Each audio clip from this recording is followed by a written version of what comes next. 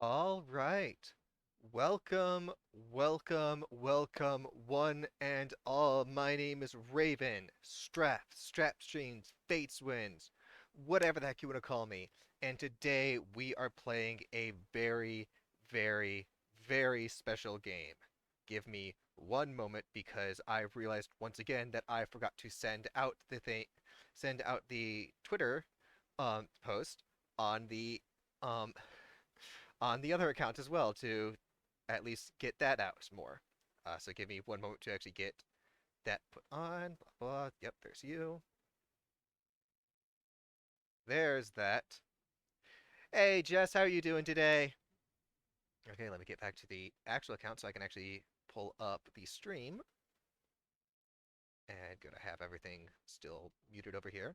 All right, but anyway, we are, as I had said, doing a very special game today. Um, it's one that I have not had like my own hand in making. It's the most that I have done has been doing a lot of not a lot, but any more than anyone else, but um doing a lot of just free promotion for it. Um and the game is one that one of my good friends has made. Their name is Arrows. This is the first game that they have made. um, I am noticing that the changes that I had put onto here did not go through. So give me one moment because I want to make sure that this actually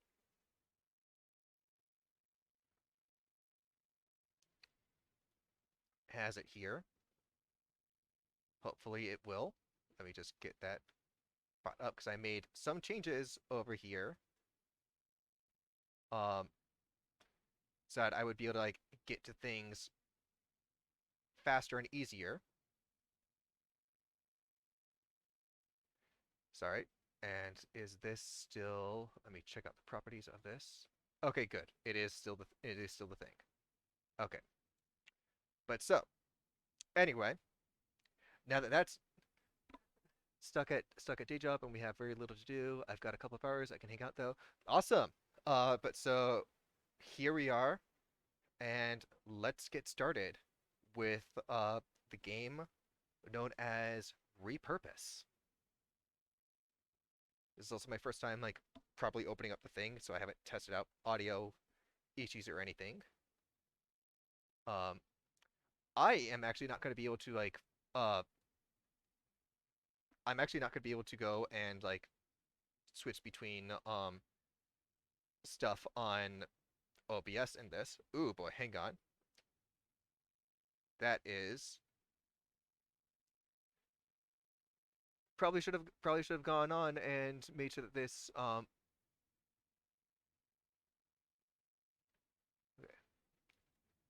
fit to screen.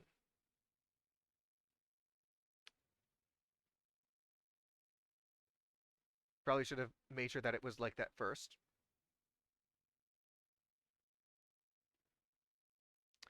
But yeah, so I am not going to be able to actually like look at the OBS stuff um while I play this. I want to also make sure that I get the cursor taken out. Properties. No, do not.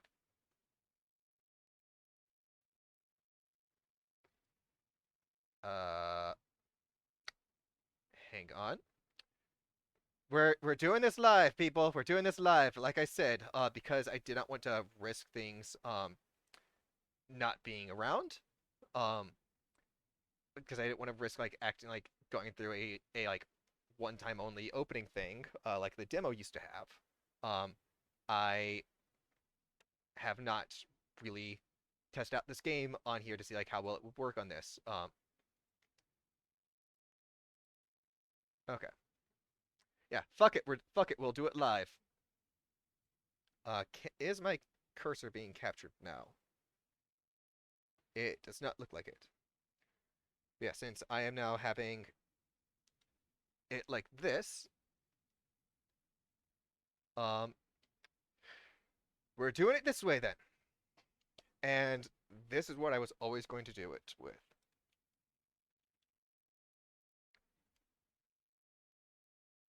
Okay, you see no cursor? Good. And all right, and it looks like the delay is still good.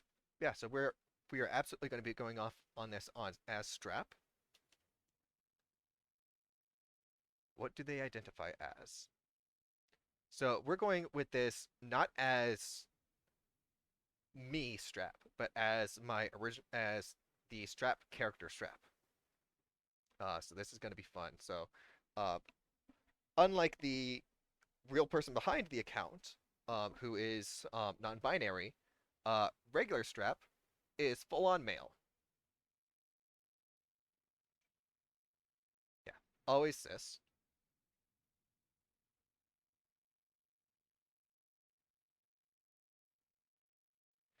Oh boy, I want to be able to play this like on my own time as well. But we're gonna go with this.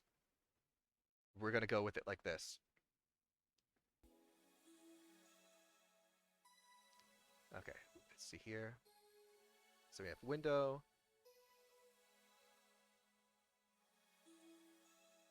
Okay. How is volume? Ooh, there's an interesting question I've never seen asked in a game. Cis versus trans. Yeah, this is one of the things I really love about this game. And there's our load.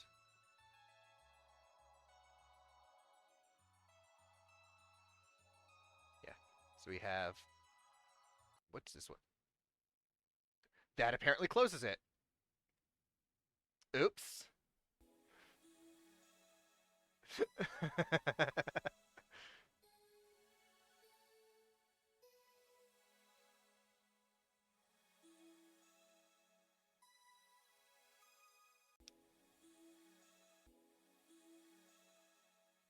Okay, so the little arrow button down here closes the game. Good to know. But all right, let's start off.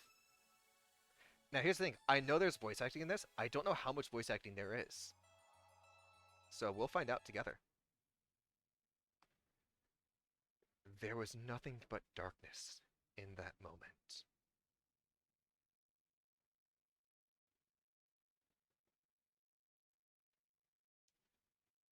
I couldn't see.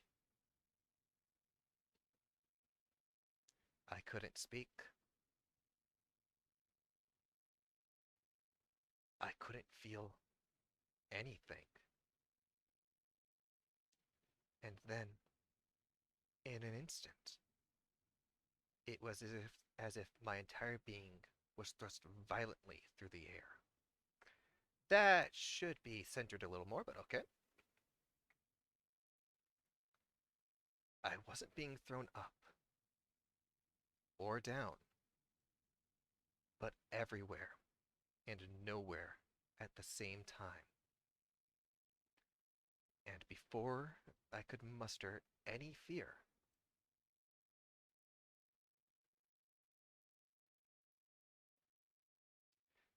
I saw the light.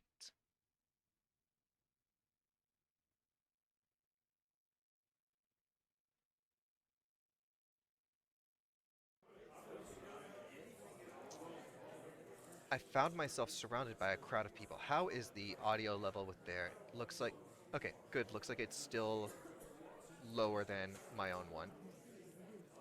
But how is it sounding so far with this? Like, can you guys hear me over the game? Do I need to speak up? Do I need to lower the game audio? How is the audio so far with things? Can you hear me over this chatter? Sounds good to you? Okay, let's continue then. I found myself surrounded by a crowd of people.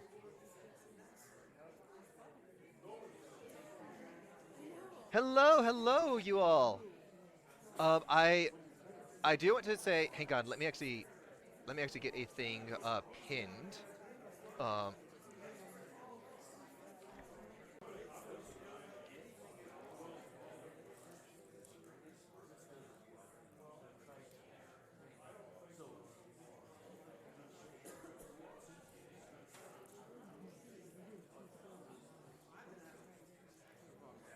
on.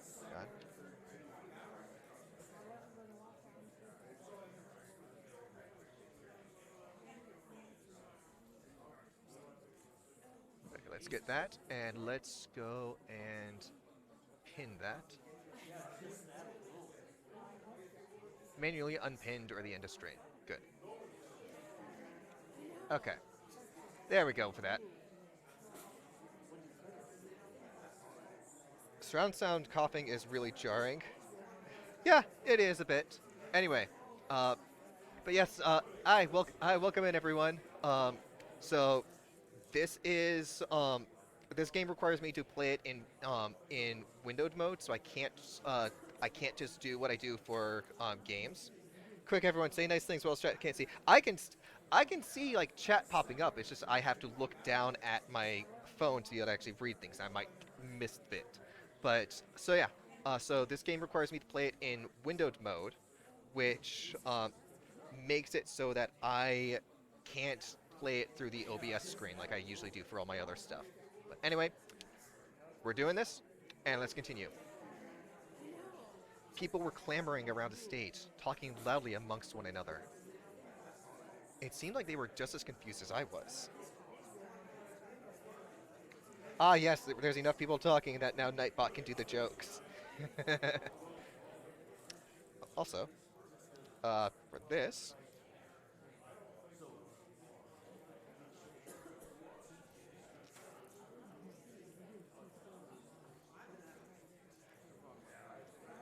by the way, this stream is not sponsored.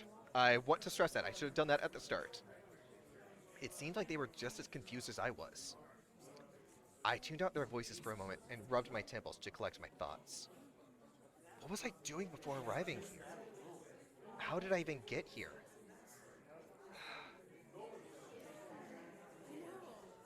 I... I can't recall at all. Any memory I could have had as to when and how I got here was non-existent. What? What the hell? Why can't I remember anything? But before I could ruminate on that revelation, two figures took the stage that made the whole audience in attendance go silent. To the left was an elegantly robed man. He had white hair, like foam that caked a beach shore. An odd, dark, discolored pattern surrounded his left eye. A birthmark, maybe? It was hard to tell at a distance. But above all else, he had a large set of wings protruding from his back. His smile was humble, warm, and noticeably nervous as he took to the podium. Please, please let the line play, because I cannot do Calais' accent. He scanned. Oh no, the art is so cute. Yes, so the art for a lot of characters were done by my friend Eros. I know there were other people like on the art team. So I am very sorry to the team involved. I have not gone through like all the art credits myself before all of this, so I cannot probably give credit to everyone yet. I'm sorry. I will get to that the next time that we do this. Um, but this is all so good. I love all the art here. But like character art, I know a lot of that was done by my friend Eros. And I know my friend who goes by Happy Paka um, on here also did background art and stuff too. Uh, yes, the VAs of this game are wonderful, um, and it's like so fun. This is gonna be so good. I'm also very happy that Eros was able to get a category on Twitch for Repurpose. Anyway, he scanned over the crowd as he waved shyly to us. And to the right. Yes. So the one to the right is probably the first one that I will do for the annual version of this game. Um, again, I should have stressed from the start of this. Um, we are going for a very specific route today. The next time once we complete that route, we have two other ones that we will do as like proper full streams through this. So we're going after DJ's route today. The next time that we do a route, we'll be going after Mitz, and then the final one will be Rosita. And then after that, this game will be streamed every year on Valentine's Day, and I will do an additional route each year. And that is not because I don't want to show off all of this. It's because I want you guys all to get to play this game yourselves. So yeah, so I'm not going to be showing off all of the game from the start like I would for other things because I want you guys to actually check this out for yourselves. But anyway, and to the right, we have Daddy. I'm sorry, Daddy. Sorry, Daddy. Sorry, Daddy. Sorry. Another sharply dressed man took the empty podium across the angel. His hair was a deep, fiery red, and hung just past his shoulders. Everything about his energy exuded confidence, from the way he leaned against the stand to the way his amused expression spread across his face. Late on the first day of work. Not very kind of you to keep us all waiting, even if we technically have an eternity. Yes! Your predecessor was punctual, at least. Silence, demon! Demon? Fuck yeah, Ramon! Yeah, so the ones that I know the next one that we will do like for when we do the annual one is we're going after Ramon first. Um, then we will likely go after Calais, and then Noel, and then we're going to be going after all the other fun characters. I can't decide if I want Hordes to be one that we do, not on Valentine's Day, but as in April Fool's one or not. That will be fun though. I hadn't noticed it before, but that redhead. He had cat-like eyes and horns sprouting from each side of his head. The demon's long black tail swished, as if amused, before pointing to the other's microphone stand. Oh, this thing on? The angel seemed embarrassed. Anyway, aloha aina, everyone. Hello there. And welcome to the garden. I know you all must be confused as to why you are here, but let me explain where you all are at. Yeah, I really would have been unhappily there isn't a Hordes route yet. So here's the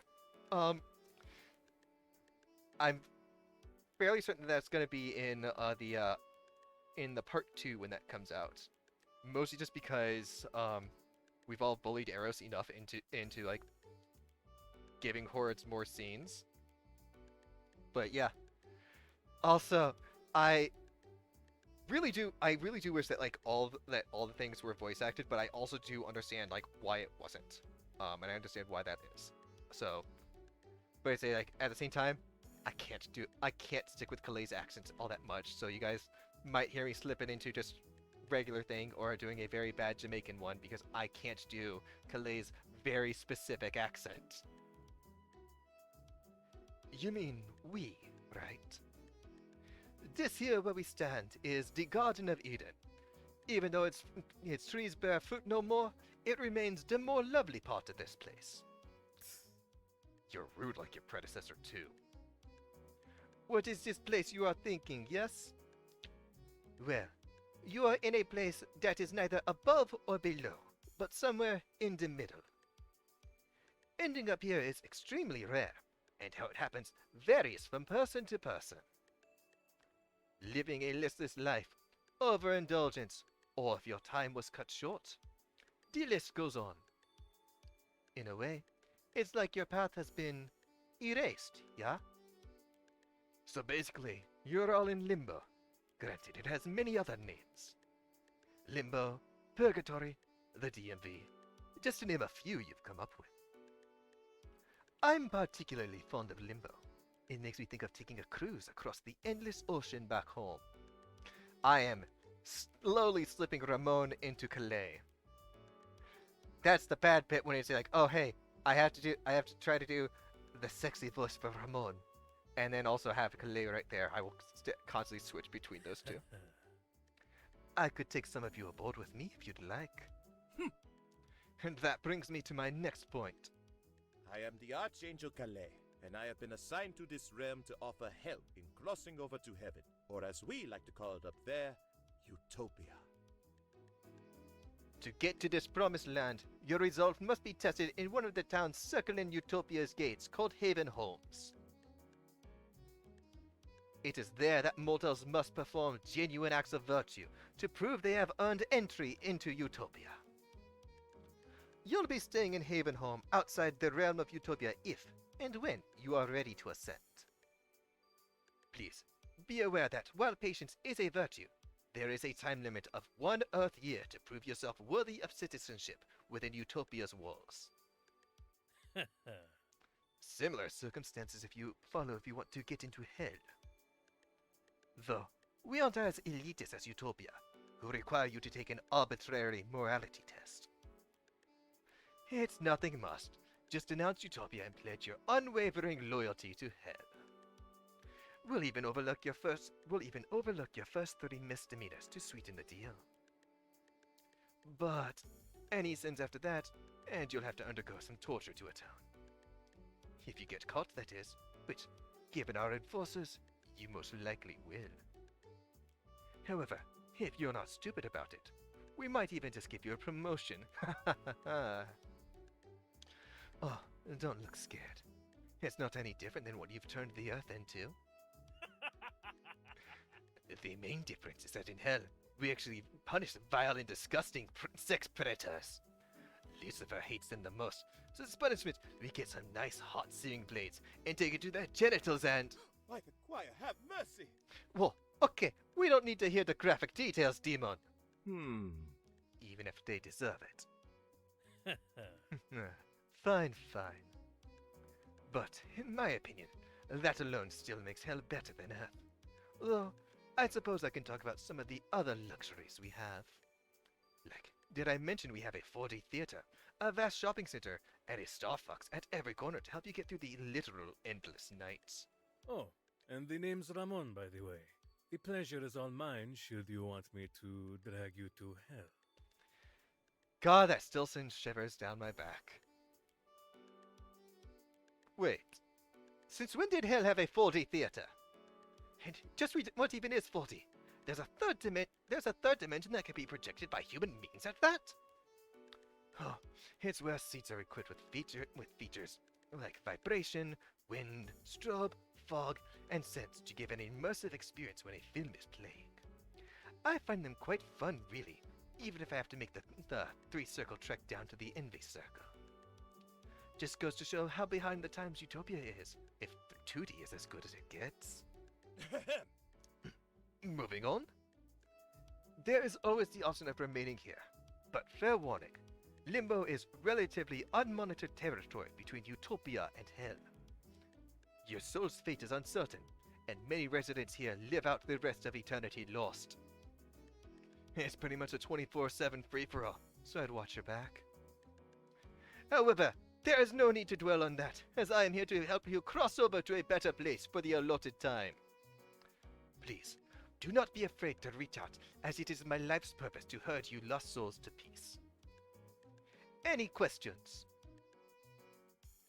There was a lot of mumbling and chatter amongst the crowds, all discussing who they wanted to join. From how they were talking, it seemed like a pretty even split of people intending to follow either one of them. I considered my options. Utopia seemed like the most reasonable decision, given that the other was literal hell. But from the way the demon pitched it, aside from a few discrepancies, hell was like living on Earth. One valued the morality of a person, while the other took them as they were, flaws and all. I guess the big question I had to ask to myself was, am I a good person? I wish this part was voiced because I forget how TJ's voice goes. So you're gonna hear me do this. Hang on, let me get the practice. This is bullshit. What? Utopia is the reasonable choice, but hell has a sexy demon man. Yes.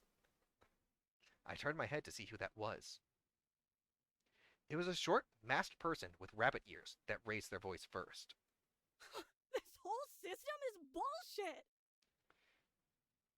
Having to prove how saintly I was? Does activism do nothing for people these days? Christ, dude! Just because hell is pretty much Earth doesn't make it that much better, considering how fucked Earth was when I left it. This holier than thou silver tongue shtick isn't selling me a goddamn thing. This is who we're pursuing today, and until we get to the end of the of DJ's route. That's not what I've been trying to say at all. Perish here then. I love that line. Maybe I will, maybe I won't. I'm sure I'm not the only one that feels this way, right? Who's with me? The crowd went silent with a few awkward coughs here and there. Even though they had a mask, people avoided eye contact with the haired fellow. A ripped woman in a cropped varsity jacket and goggles spoke up. This is who the second round will be. Just how technologically advanced is heaven? I love that Mitz is introduced as Jacked Woman. She completely blew off the rabbit head. It's called Utopia. So pretentious. I really hope that Arrows actually saved the VODs of having the cast read these lines, because hearing Ramon's voice actor read that line was perfect. Why are all of these characters so hot? Because it's a visual novel, Jess. Because it is a visual novel.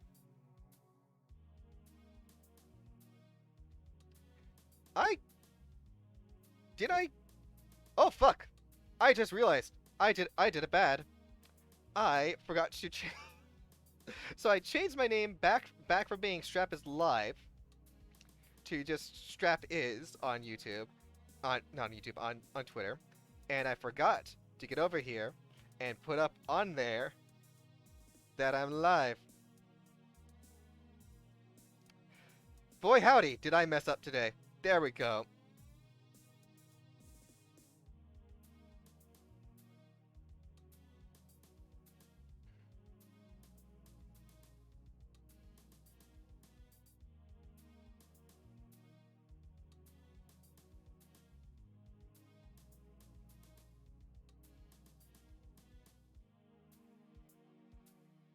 Okay, got that sent out. Good. Okay. Boy, am I happy that Spec has liked one of those posts, because otherwise I would not have been able to see that. I love them all. Yeah, I love them all too. So pretentious. It's inclusive to people of all faiths. But to answer your question, it's as advanced as the residents make it to be. Which, unfortunately for Utopia, leaves it a couple of years behind what you're used to. They still use VHS and Walkmans over there, I bet. Untrue! Calais pulled out a chunky-looking circular device and placed a large set of headphones on his head.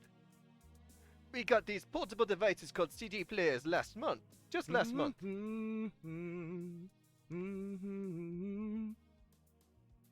Now we can listen to music wherever we go. So long as we don't scratch the disc or move too much. Ay, dear Lucifer.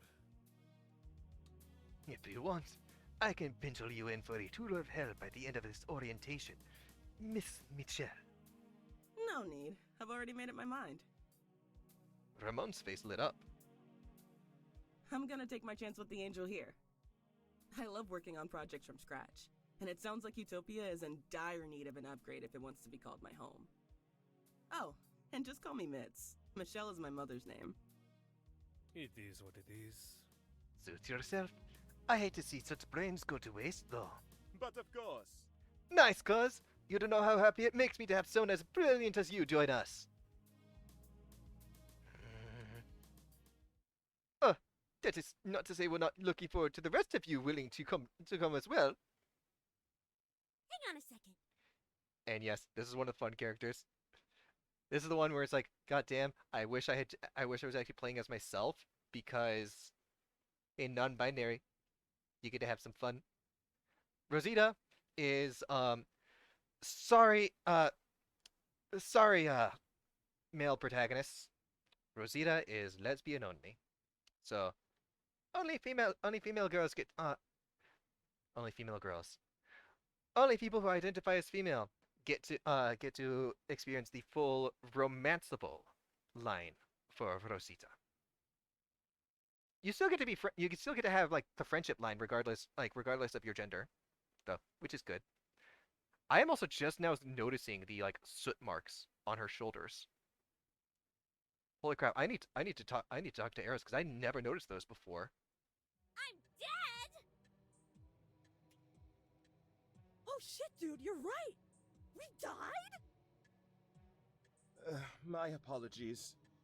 Yeah, you are. I can't be dead! I have a midterm! Mood. That's a mood. If someone wants to clip that, please do. You guys are all welcome to like post clips. I'm pretty sure Nightbot is set so that I'm pretty sure Nightbot is set not to like delete links. But if it does, I do have I can go to mod view and everything and just see that.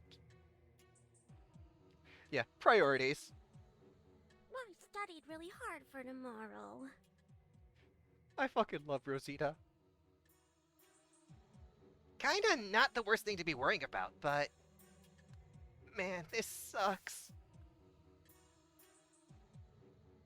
Suddenly, the realization had dawned on all of us. We were all dead, trapped here in this limbo, never to see the surface again. Never to see our friends and families. All of our lives had come to an end, whether we saw it coming or not. Noticing the rise in teary eyes in melancholy, Calais and Ramon tried to calm the crowd down before it went into a full panic. Mitt spoke up once more, breaking the tension. How did I die, if I may ask? One thing that I would, one thing I do want to like message Eris about and recommend, so that when work for part 2 of this game comes out, is for the lines where like you have the like actual voice coming up, and unfortunately I have the cursor off, but if you take a look, either right next to where it says the name, in that name plate bit, or down either at the bottom right of the speech bubble. Oh good. Good. Clips do go through. But either done. Editing clips on mobile is awful. Yes, it is. And mobile still won't let me edit things at all. I have to just like I just have to like be like, okay, here's a clip, and I can't even try to trim it down or edit it, and then just instantly post it. But one thing I'm going to be recommending to Eros, is to put a little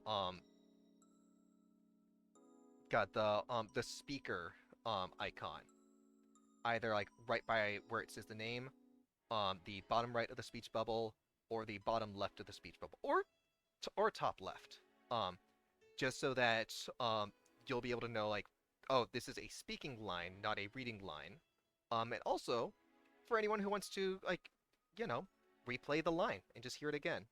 I know that would be a lot more coding that Eros and the team would have to do, but that is a thing that I've had been meaning to suggest for a while, and I kept forgetting to.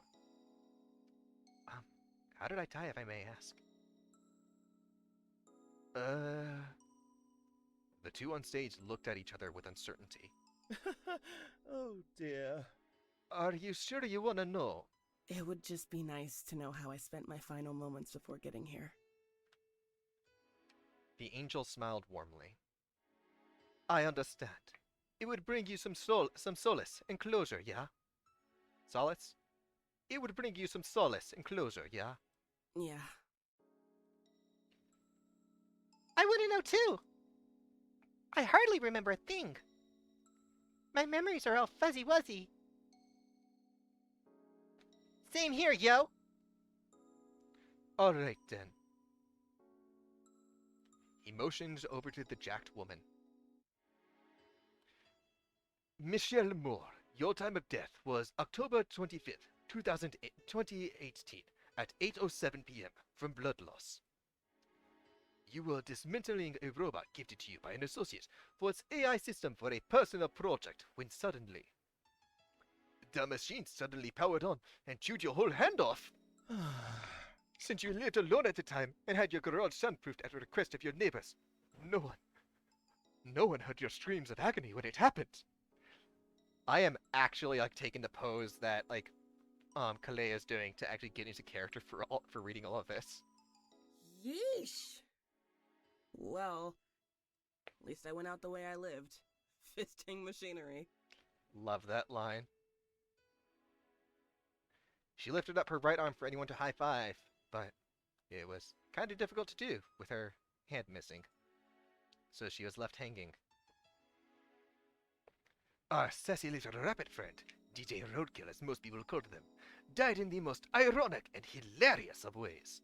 This is one the voice actors when they were doing those lines on stream were amazing, and this is one of the ones that was so fun. I really hope that the one for Rosita is actually voice acted because god damn I believe Chase is the one who voiced Kalei. But Chase Kalei's voice actor went into like such panic mode reading those lines that I really hope that that's there. July 4th, 2019. Paris, when a peaceful protest boycotting the police for racially inspired police brutality turned into a full-blown riot. It's unknown who threw the first stone. Just kidding. Of course it was the police. And you were the stone when an officer shoved you in front of an oncoming car. Haha, get it? Because their stage name is DJ Roadkill. I don't think that's fun. DJ Roadkill snickered. Yeah, that is kind of funny. LOL. Ah, well, guess I died the way I lived too. One of my favorite lines coming up. Sticking it to the fucking man. Yes. Fun fact. I really had wanted to get into like, I really had wanted to do voice acting for this, but knew I would not be able to do Kalei or Ramon. And I missed the timing on Noel's and DJ's voices. And honestly, I'm happy with how the voice acting stuff turned out for this. They chose like really good people for this. If it's any consolation, the chief of police that sparked the initial cause for protest died during the riot. We've had live shows of his torture ever since. Come to hell, and I can get us front row seats for the next showtime. Bleh, have a weak stomach. No thanks. No, knowing the fucker went to the place I always curse him to go to does make me feel a bit better. It was then the waitress's turn. Please let this one have the voices. Please, because this was such gold listening to. Ah, damn. No. Oh well. Rosita Cardenas. Time of death, February 15th, 2019. In the heat of the lunch rush at 12:38 p.m. Your cause of death was... Oh. By the choir, have mercy! Accidentally worsening a gas leak because of sleep deprivation that resulted in a fatal kitchen explosion. That explains why you're covered in soot. Please, forgive me. Sorry for hitting the mic. Official cause of death, smoke inhalation. How reckless. We can't divulge whether or not there were other casualties besides yourself. But if fire that big... Well, you can use your imagination... you can use your imagination on how many people were left medium to well done.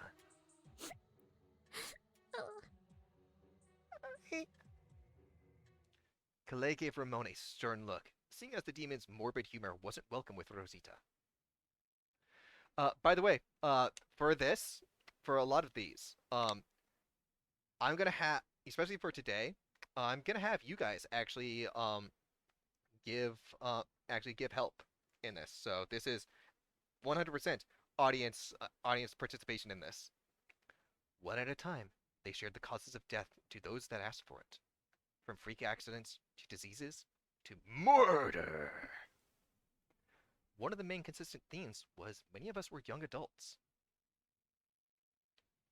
Hey, what about me? I finally managed to get a word in near the end. Oh, you? Let's see here. Clay closed his eyes, calmly searching through his mind for my answer. His face scrunched up disapprovingly. Yeah, that's weird. I can't seem to find your time or cause of death at all. What about you, Ramon? Yeah, no, me neither. It's all blacked out and redacted. I loathe it when the higher-ups do that vague shit. How very interesting. How odd. Must have been a pretty brutal and traumatic death if we're not allowed to be privy to that information. In all my time as an escort, I've yet to see someone like you show up. Makes me wonder. So sorry, Strap. Neither of these two knows how I died? Okay. First bit of audience participation. Let me actually see if I can pull this up on OBS. I don't know if I can.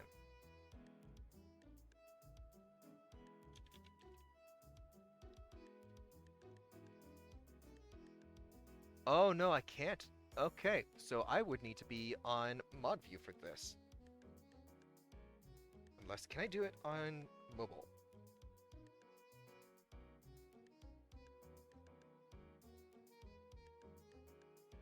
I cannot. Okay. So I was going to be trying to set up a poll for people to choose. But for people that are listening, we have the options of that's okay and this sucks.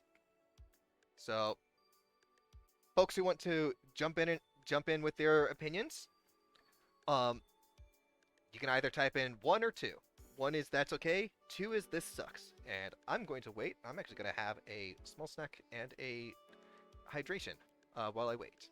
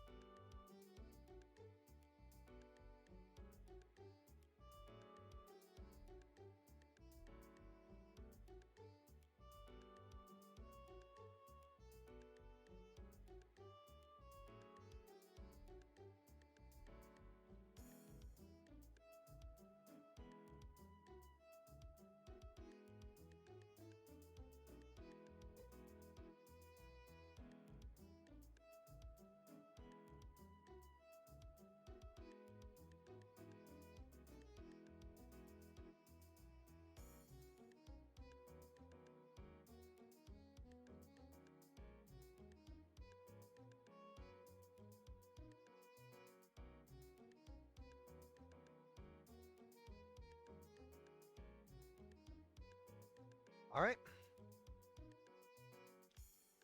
Oh, looks like we are going with that's okay. That's all right. If it's possibly as traumatic as the demon says. Hang on. I need to get in character for Strap. That's all right. It's possibly as traumatic as the demon says. Maybe it's better if I don't know. So, fun fact. Strap, as he was, hates demons with a passion. So that's why the Strap route, we are not doing the hell we're not doing hell choices if we can avoid it. And even if I did know, there's no changing what's done, right? So I just gotta accept it and hope that my bird is okay. Clay looked surprised by my optimism. Yeah, that's a good way to look at it. Mad respect, bruh.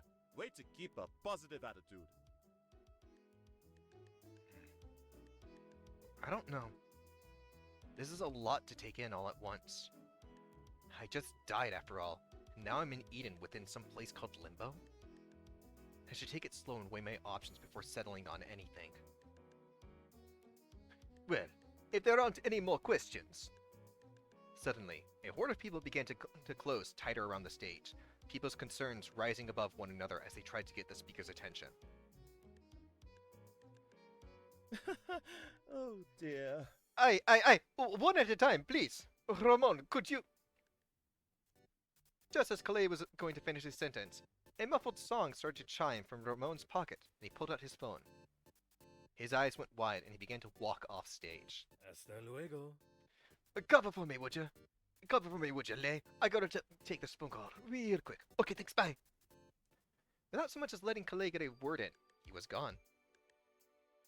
The angel sighed, clearly annoyed by this development. Oh, lords, give me strength.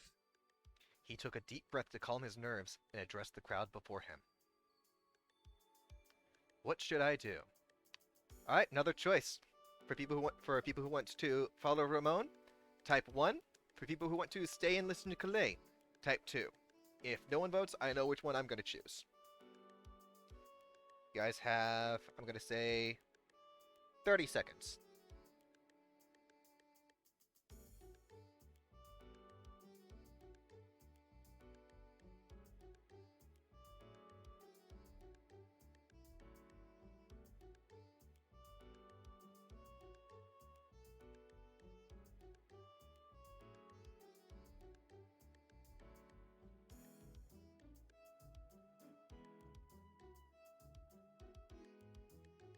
Follow Ramon.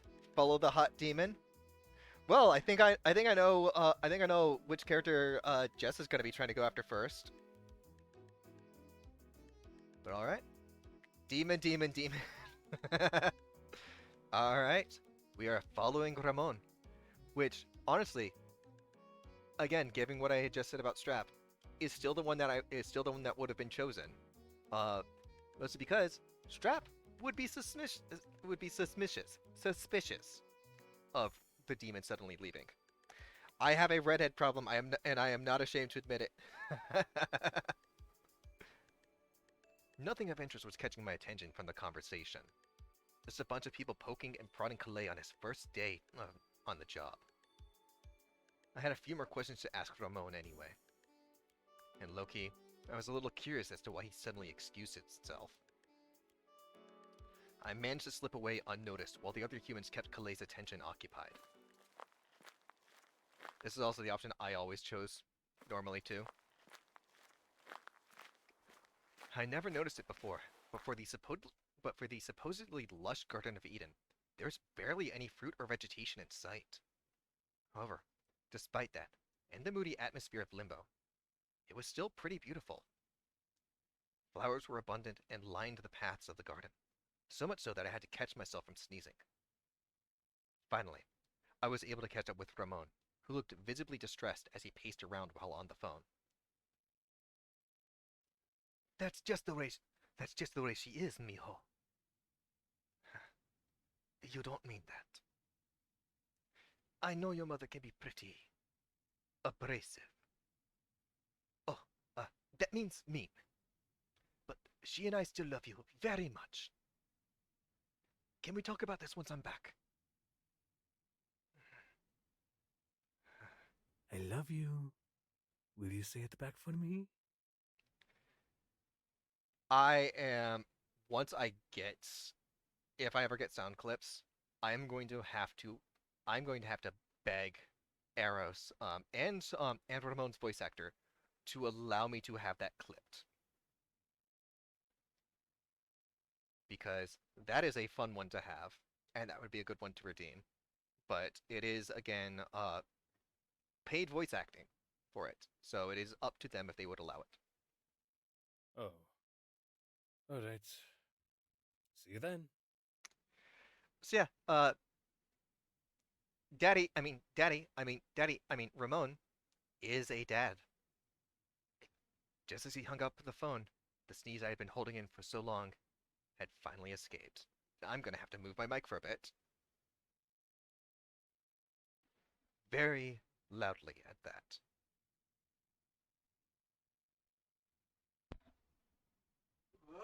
So,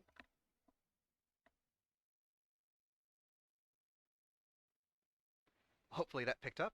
I desperately need to get a microphone that I can just set on the actual table and not have connected to my headset. Startled by the noise, Ramon turned around and noticed I was right behind him.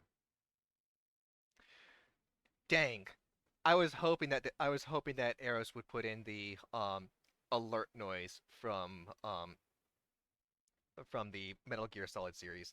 I understand why they wouldn't. I understand why Eros wouldn't be able to. But it's a thing that like I remember suggesting a lot for this bit. So just imagine the alert noise from Metal Gear for this. What? Expecting me to say bless you? More importantly, how long were you eavesdropping? Uh, I didn't hear anything. Good. I'm not sure what that phone call was all about, but it was in my best interest to feign innocence. I was more concerned about my own at the moment. I just had a few questions to ask about my death. His frown curved back into a smile. Frankly, so do I. How very interesting. All the mystery behind it has made you the most exciting of the bunch so far. Really? Mm-hmm. Yes, sir. He winked at me. I could feel my cheeks burn up as he took a step forward towards me. Which is also on par for Strap. Because Strap the character is an shameless flirt is the best way to put his personality. Um, and if he was not so hung up on, oh, demons are bad, hate demons, Ramon would definitely be someone that he would be absolutely flirting with. And one of the fun bits is Strap the character never gets flirted back with. And the fun way that the group knew to shut him up was a, hey, have someone respond positively to his flirtations. Because he doesn't know how to handle that. Just like this bit. He was tall and imposing as he loomed over me. And I should have felt threatened, but I stood my ground against him. Be it from determination, fear, or something else, I'm unsure. Actually, that's a lie. Since I'm playing a Strap, since I'm playing a Strap the character, I know exactly why I did it. Determination. Well, I faked a cough into my fist to break this weird tension. Ramon loosened up, probably taking the hint. Is it true I can find out the way I died in hell? Arousal. It's arousal. God damn it, Jess. Is it true I can find out the way I died in hell? That's right. Heaven, or utopia as the angels call it, plays the role of an overprotective father who would keep that information from you. But not in hell. Information and knowledge are at the fingertips of people like you who wish to seek it out. For the right price. That being, like I said to you before, all you need to get what you want. Ah, god damn it. This one isn't voiced. This isn't the I will go up and I will pull up the voice acting stuff that's on the YouTube channel. Because Ramon had a fucking amazing one of this. You can't expect me to let you be a monster fucker in my stream and not be a demon fucker right back in your stream. I mean, you're right. Listen, Jess. I, the player, Strap, and Raven, would absolutely fuck Ramon. Strap, the character who I am playing as, who is the, like, version of the Strap that I used to play as in the group roleplay that some of these characters actually are repurposed from, has no desire for Ramon, just no matter how hot he is, because Ramon is a demon and Strap hates demons with a passion. To the point where if I had not left the group when I did, and if once Strap learned that there were that on the Angel side that they had some demons helping out with them, Strap would have absolutely have left the group at that point. And that was the thing that I was looking forward to until issues with one of the people there. The fact that Fiction Strap hates demons makes this funnier. Yeah, it's so good with this because I get to actually ignore some of the text that's on here and actually get to play as Strap doing this, which is so much fun. All you need to do, which let's go back for that, Like I said before, all you need to get what you want is to hand yourself over to me. And I can imagine him like stretching out his hand and then fingers one by one, like starting with the pinky, closing towards his like actual palm as a like slow beckoning when he says that. Ah, to hell, I mean. I'm just the escort who will take you there. Why didn't you just phrase it like that in the first place? So what does that entail exactly? By relinquishing yourself to hell, you are giving the biggest middle finger to Utopia and all its high and mighty ideals. Under Lucifer's creed, except that we are all flawed narcissistic creatures that desire to be bad in all the right ways to make their god angry. It doesn't necessarily make you a bad person, just one that likes to party. So, what do you say, Strap? I need to think about it. But I say fuck you. Which is Strap, the character doing that. God, I need to... That's the problem of doing this as Strap streams, is sometimes it's hard to like have people differentiate with that. Take your time. Though, would to the wise, hell can be pretty difficult to navigate without a friend. And it could take years, maybe decades to get your death report. Even longer if you waste time failing to get into Utopia. It's hell after all. It'd be a disservice if we didn't make you suffer just a little bit. I see. That was kind of a bummer. Not knowing the exact how and why I ended up here has made the experience all the more devastating for me. How would I cope in the meantime if it did take years to finally get my death report? See, one of the things Strap is actually worried about is his bird okay? Because Strap had a raven crow, one-eyed raven crow that he had as a side constantly, named Corvus. Strap cares a lot for his bird. So he's more worried about his death being a thing of a like, oh, did Corvus survive that fight? And if he didn't, is Corvus okay? Like, at least, like, as far as dead things go. But consider it a signing bonus if you choose to come with me within the next few days. I'll be waiting at the hotel lobby to ferry the first batch of humans looking to leave. Hotel? You can't miss it. It's the only building in town that doesn't look like it's gone to complete shit yet. I have to admit, the demon's offer was tempting. We should be heading back now. That angel is probably getting his ass eaten dealing with some of the more rowdy humans. Right. Not in the good way either. With that, Ramon and I... Why am I doing Ramon's thing? With that, Ramon and I trekked back to rejoin the group.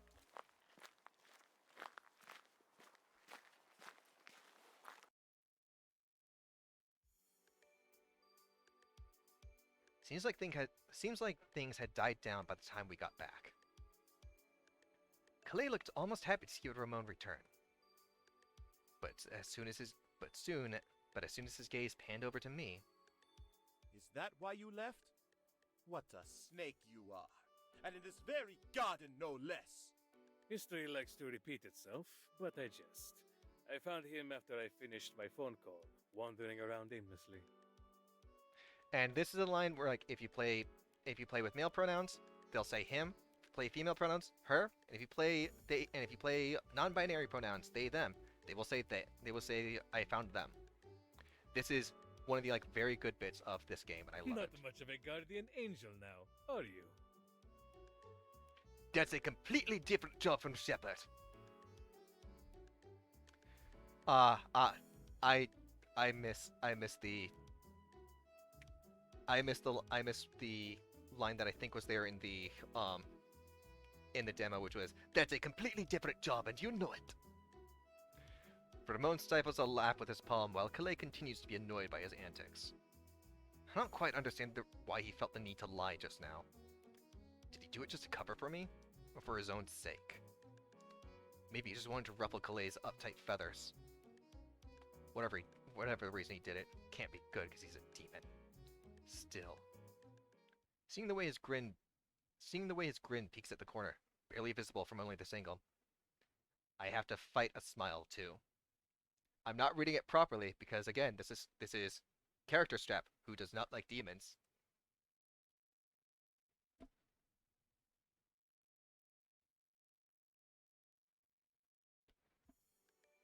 After a few more questions from the crowd and teasing from Ramon, Calais started to wrap up things.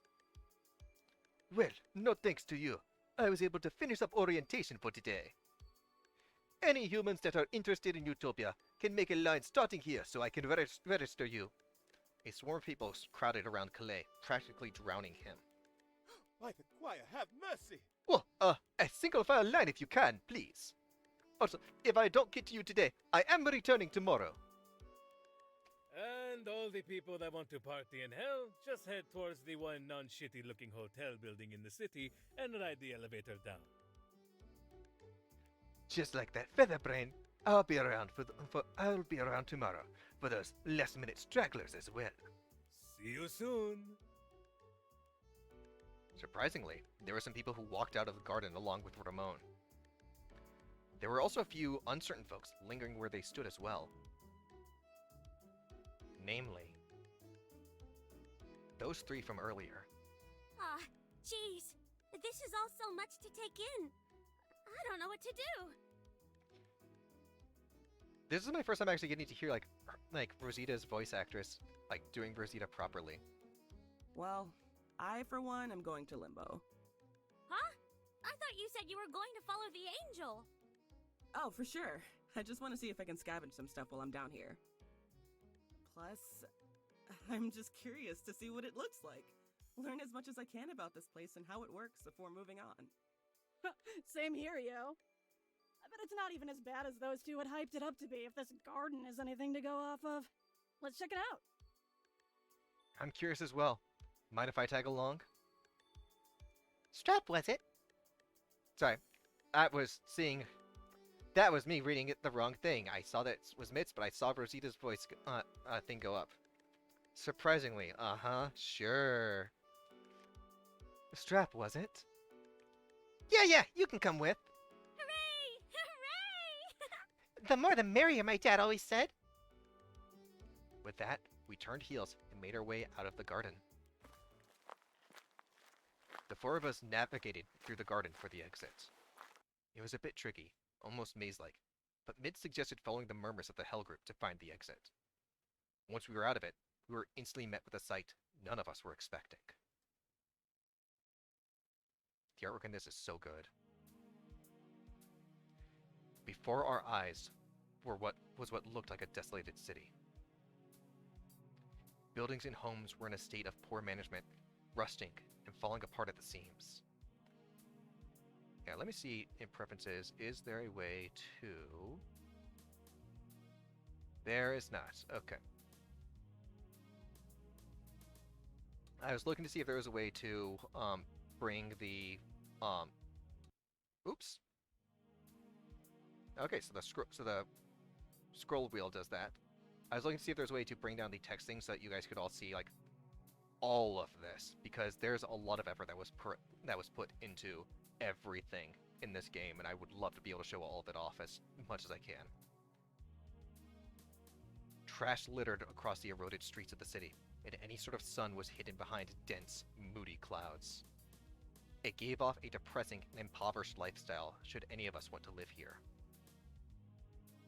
It seems like they weren't lying, huh? No kidding. No kidding. What a dump. Yeah. I can hardly imagine anyone wanting to live in a place like this. Instantly, DJ Roadkill hopped on all our cases. Hey, wait a minute! Wait a minute! This? DJ Roadkill pointed behind himself toward the rundown city. I literally used to live in a place not too different from this. Sure, it looks like a couple of riots came through it, but I hardly call this place an inhabitable dump. Can't judge a book by its cover or some shit like that. I guess you have a point. With a little renovation, it'd be half as nice as where I used to live. You got me there. I mean, I found a few diamonds in the rough back in my day digging through my neighbor's garbage. My dad used to make furniture from trash. Were you poor too? Not really. My family was pretty well off middle class. The more bougie people in my neighborhood would just toss shit out without much care, so I would swipe any electronic appliances for my own inventions. Wasteful fucks throwing away perfectly good stuff when they could donate it. Right on. Honestly, I couldn't agree with that more. Hence why I stole whatever I found useful. Well, can you really call it stealing if they don't want it anymore? Need to fix my mic. Okay, and okay, good. Audio is still good with that. I don't think so, but my dad almost got arrested for taking a table our neighbors were tossing away. That's dumb. It was pretty dark that night, and the table was really heavy that my dad knocked over all the trash bins. He tried to apologize by going to the backyard to wake them up through the bedroom window, but they didn't seem to appreciate it. I don't think anyone would, honestly. That fascinating tale of accidental trespassing aside, I noticed something. Hey, where'd Mitz go? Rosita, DJ Roadkill, and I looked around and saw that Mitz had walked off into the city, waving a backhanded goodbye with her good hand. Aw, here I thought we'd be sticking together. I guess it's just us three. Rosita turned her head, and DJ Roadkill had disappeared now too. They had scampered off to follow Mitz. They hollered at us. Let's split up and regroup later! Cover more ground and whatever! Without giving either of us a word in, Mitz and DJ Roadkill's figures vanished into the streets. Rude! Aww. It's just you and me then, Strap. Promise you won't leave me either? I have a much better chance of survival tagging along with someone. We're in a completely unfamiliar, different realm of existence after all. A partner at my side didn't sound so bad. Yeah, sure, why not? We can stick together for a while. Yay! Yay! Let's go then! We have another choice that's going to be coming. We have another choice that's going to be coming up soon.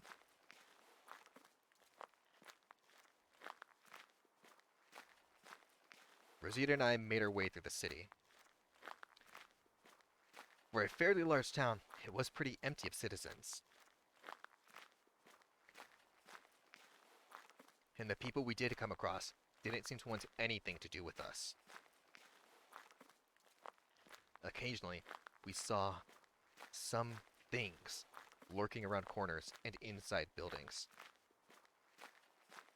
But we kept our distance and went unnoticed. Still, Rosita clung to my arm like at a moment's notice, one of us would fall or lose sight of the other. Not to mention, she would practically lift me up when we ran from even the mildest of noises. Despite her demeanor, Rosita was pretty fit from the way she hauled me around the distances.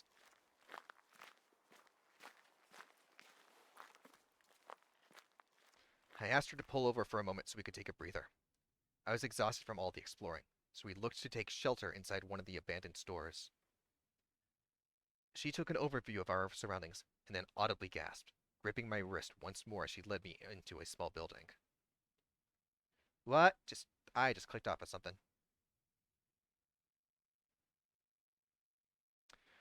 One moment, I can actually hear one of my cats. So one moment, guys.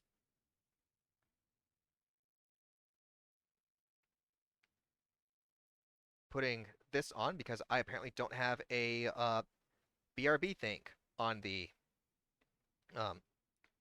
repurpose stream. So one moment, guys. I'll be right back as soon as I deal with this.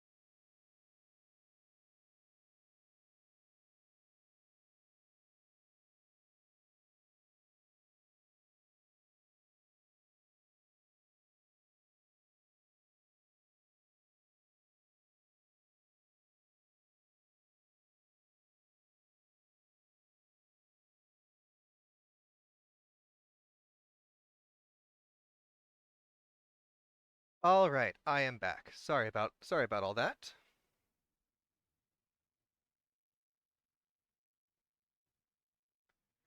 Here we are. Okay, cat has been dealt with again. We are back.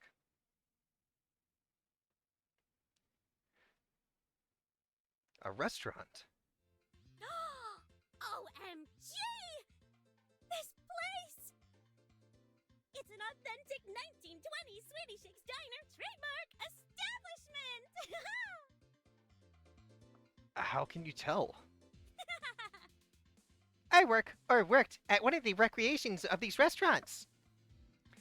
The recreations play up the retro vibe to the 100 with checkers, neon, and metal. But the first, I don't know why I'm putting on more of a like younger male voice for this one. Hang on, where my Rosita voice? My Rosita voice was a little more like Pepper's and just a little bit higher than this. So let me try to get it. And is it here? Is it here? But the first few, there we go. But the first few diners were just simple, small, family-run eateries in Northern California. And then, in the 1970s, Henry Sweet sold the... Sorry, got distracted because I got a message of the phone.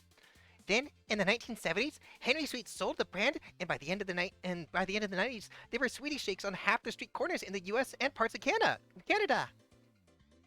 It was all in the instructional 2-hour-long documentary feature employees were required to take a test on for the job. That's awful. I know some jobs have weird requirements to meet before applying, but that's just ridiculous.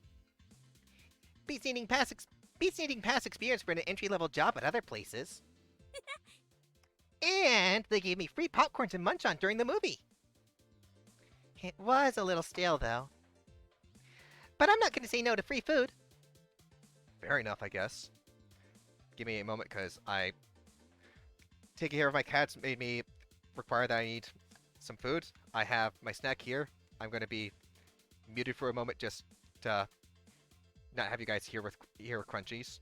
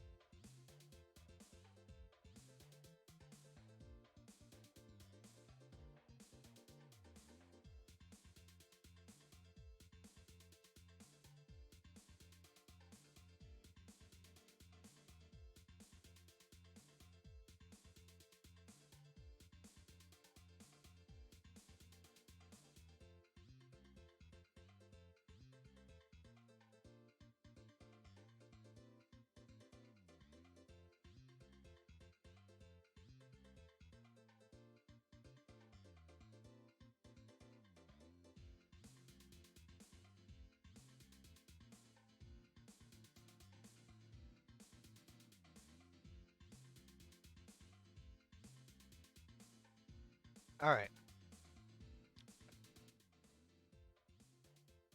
Now let me get back. And they gave me free popcorn to munch on during the movie. It was a little stale, though. But I'm not going to say no to free food. Fair enough, I guess. Also, Jess, no surround sound strap munchies. No. Oh, mic is actually too close. I'm looking at the volume monitor right now. All right. There we go. Now I can do it where I'm almost yelling and not peeking the mic. I took a seat at one of the booths.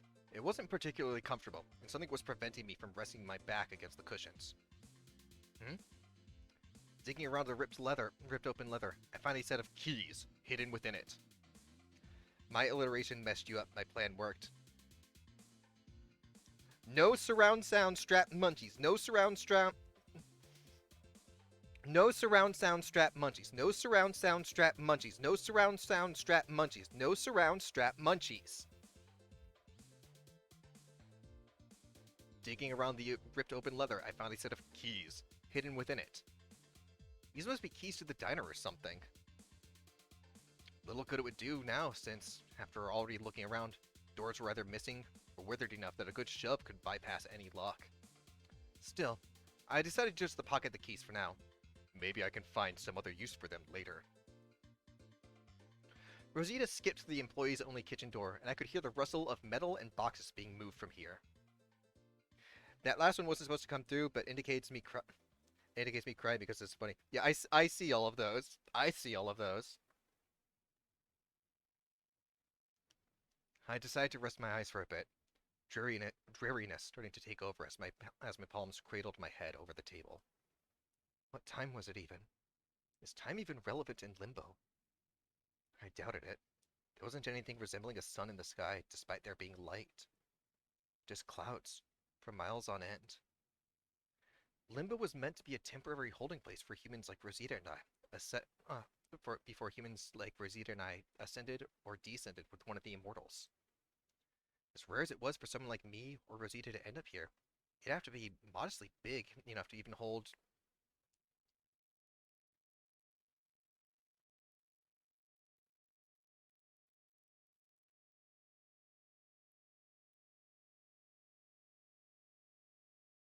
1/100,000th of the one to even hold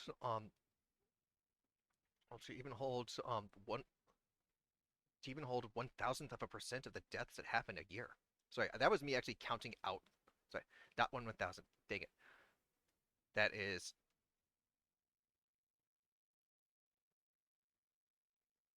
to even to. Okay, so let me do this right now that I've got the math. As rare as it was for someone like me or Rosita to end up here. Hang on. This is so I can go and edit later. As rare as it was for someone like me or Rosita to end up here, it'd have to be modestly big to even hold 1/100,000th of a% of the deaths that happen a year. Before I could further bore myself with the math, Rosita had come back, a tray in hand, and a big cheery smile. Y'all ready for cuteness? Ding ding ding! Order up! One late night crunch special! For a Mr. Strap! She set the plate in front of me and slid into the seat across from me with an empty glass and straw. I looked down at my food and...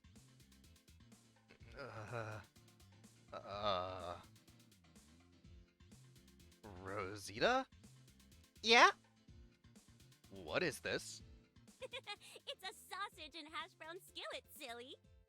It got the nickname Late Night Crunch because it's super popular with the college students. Legend on my campus has it that a student ate this every day before their exams, and they would get flawless marks.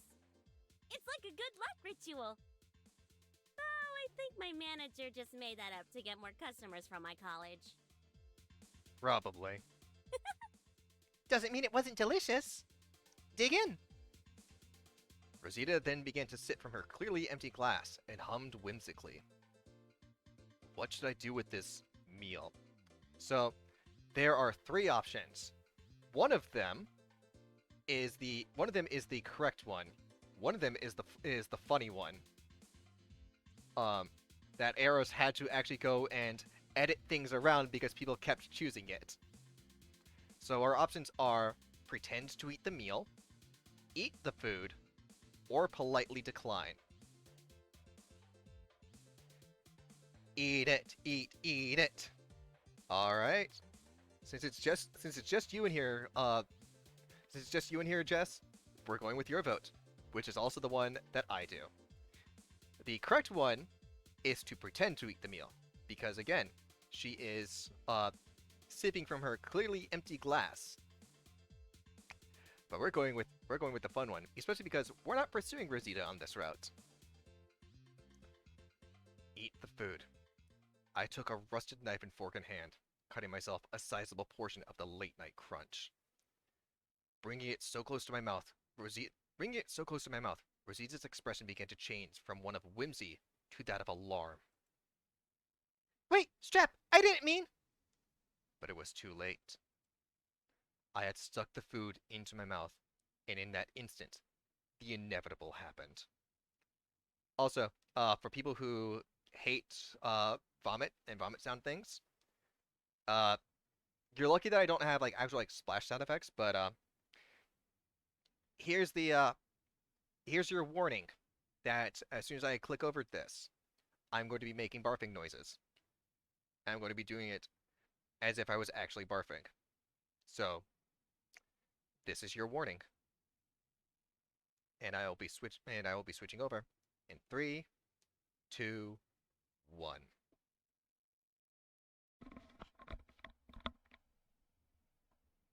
It tasted like actual shit if I ever had it. I got up from the booth and ran to the closest trash can, Rosita following behind. How was my thing sounding? Because I have the mic.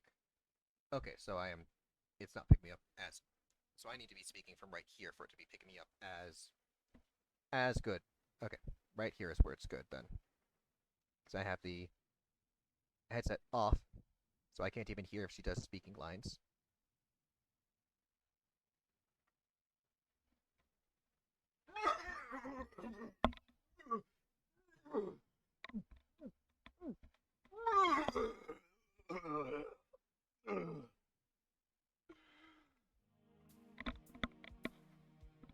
It tasted just as bad coming out the way it came in. Maybe even worse. What were you thinking, Strap? Truly, what was I thinking in putting actual fried garbage into my mouth? In between retches, I managed to form out a response. I told her I ate it because our options are I didn't want to disappoint you, or this is all your fault. You're already dead, what's the worst that could happen? So we can either say the one, which is the reason why everyone who had done the demo of this when the first demo was released chose it. Which this whole bit here was what was Arrows had to write all this in because people kept choosing it.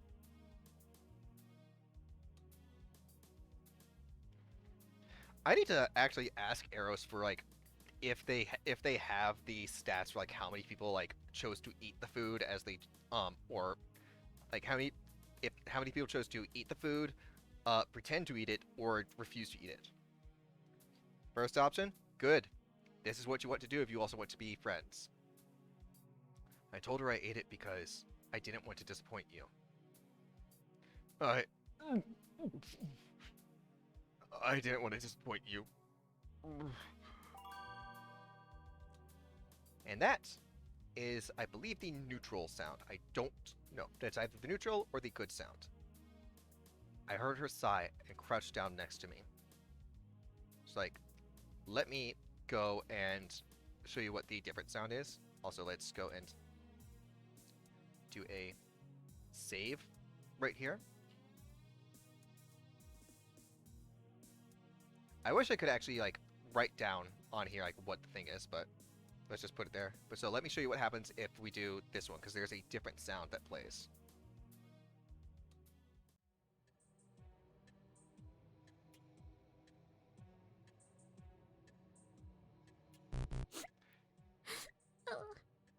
Yeah, so that is the noise that plays if you do the bad option. Oops. Told her I ate it because. Aw. Oops. There we go. I heard her sigh and crouched down next to me. Aw. She rubbed my back soothingly to comfort me as I finished upchugging whatever I had left in my stomach. Still, you shouldn't have eaten that. That plate was clearly bad. I may have been a better waitress in life than a cook, but I like to think that I can manage to make something edible from time to time. Plus, I know we're already, like, dead, but what would happen if you got really sick from that? Or even worse, poisoned to death? Where do we go if we died? Where? Where do we go? We died twice! I managed to pull myself and Rosita back up before she started crying again. Hey, hey, hey, I'm alright, see? Are you sure? Could use some water to wash out the gross taste in my mouth, but I'll manage. Oh, for sure. We should get going anyway. I think it's actually starting to get dark out. Rosita was right. It did look a little dimmer outside, so it was best just get. Rosita was right. It did look a little dimmer outside, so it was best to skedaddle and try to find the others. She flipped the restaurant's sign to closed on the way out.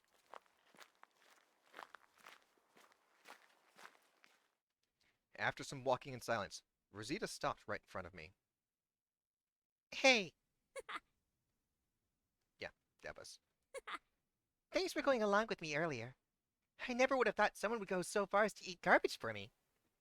That was awfully nice of you, and I really needed a friend right now.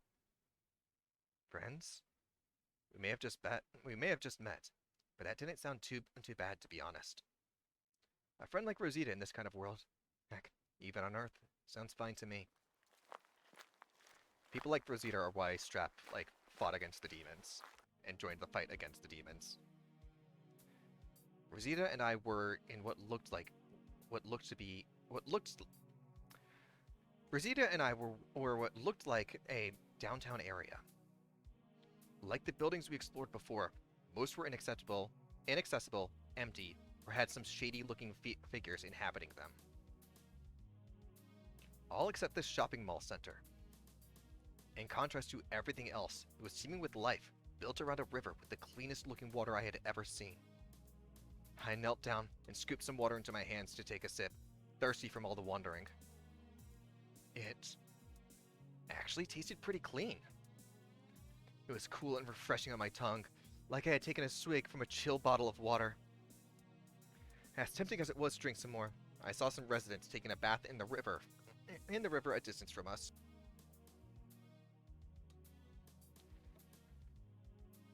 I like the name of some of the things here. We have Magic Mirror up top, Davin, or Devon, and Cute Cumber. I like that is probably a that's either a plushy place or that is a that's a vegan or a vegetarian restaurant. And I like the name of that. I like the name of it being just called Cute Cumber. So, the invasive thought of people using the Mall River with the same amount of respect as a community pool turned me off for now. Because, you know, People piss in those. while I was busy thinking about that, I ended up losing Rosita, who had wandered off on her own. I doubted she would leave the area entirely, and with the amount of pink on her, she was hard to miss either. Most of the stores within the malls operated by trade instead of some form of currency. Being relatively new here, I didn't have much on me except for some keys I found back at Sweetie Shake's. Not that anything really piques my interest per se. Except, Oh, come on! You gotta sell me that thing! we're about to meet one of my favorite characters. Hang on. Little Hecker, Magic, Barista, and I believe that's Tuon? I don't know. I'll have to ask about that one later. That sounded like Mitts. I followed the sound of her voice and found her looking pretty cross at the vendor. From the looks of it, she was trying to buy something off the vendor and looking pretty desperate to convince him. Tut, lady. This sweet robot toy we got goes for at least 3 juice boxes. Your Earth money is no good here, even if it's a crisp hundo. It is so weird hearing Word's actual voice, because I know I read it a lot differently, and I'm going to stick to how I read it. On trying to do my best to mimic the characters. Paper money is as good as toilet paper in my domain. How about you just take the whole wallet? Is that enough? Hell am we supposed to do with a dinky wallet like that? Can't carry anything in it. But that's a lot of fancy toys you have strapped to your belt there. Much fancier than this one we traded for. He nodded to her tool belt, and reached to touch a hammer. Mitz took a step back. Back off, dude. You can't have any of my tools. If I gave you any of them, it would render the whole reason I wanted the toy pointless. Then we're done here. Scrap! Mitz did not look happy at all by this. All this for a silly kid's plaything? Hey, Mitz. What's up? Strap, great timing. You got anything I can trade this bozo for his robot toy? Why? I need it so I can take it apart and use the scrap to build myself a new hand. I'm right-handed, and this incredible brain is useless without two functioning hands to tinker. Well, I got an idea or two on how you can put that pretty little head of yours to good work. Beg pardon? Uh-oh. Looks like Mitz was about to throw down with the vendor. He didn't seem too tough. Pretty scrawny at that. Suddenly, something grabbed me and Mitz by the back collar and lifted us inches off the ground. I looked behind me to see several tall, lily-white tank-top men surrounding us. There a problem here? Wanted to show them out, Mr. Hordes. Yes, fellas, if you would be so kind. These broke bitches don't have anything of value to trade with us. Dispose of them at once. Wait! Mitz looked over to me frantically for any idea on how to get the toy from the man. So, we have 3 options, and I will say... So we have stay silent, offer keys, or just give the man a blowjob, Mitz. One of them will be negative for Mitz. One of them will be positive for Mitz. And one will just be neutral. I will say this. If you guys want to see a fun scene with a character later, we can't offer the keys. Because we need the keys for the scene later if we want to have a more interesting reaction. Otherwise, we can do whatever you want. But so I am leaving this up to you. So the options are stay silent, offer keys, or just give the man a blowjob, Mitz. So I will give you guys another 30 seconds, and you guys can write in chat what your thing is. If not, I'll go with the one that I know. But so 30 seconds starting now.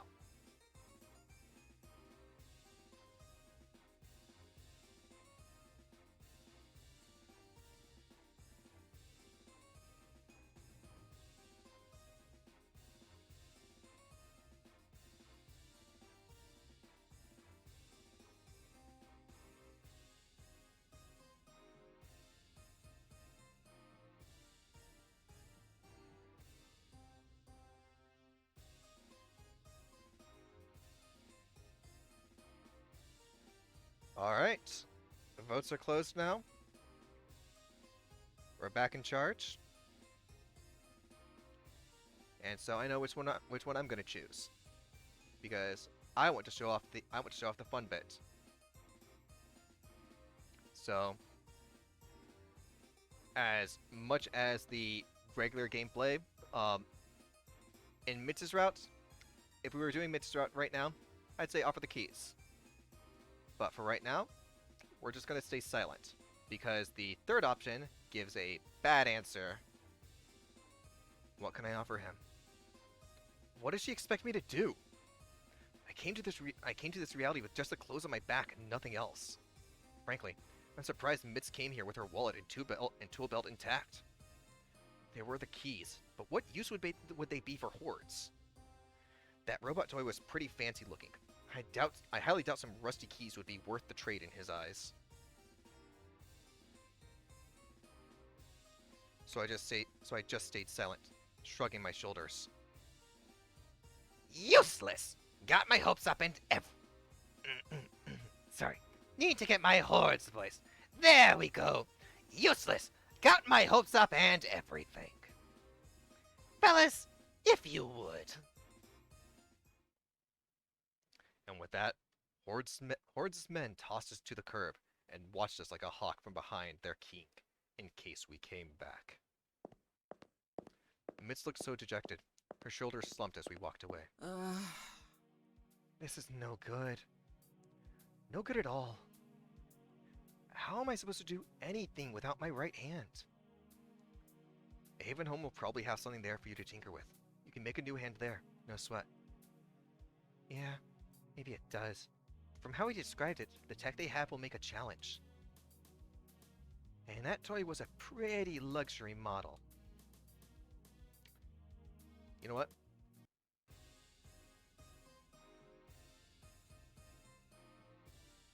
We're making a save here.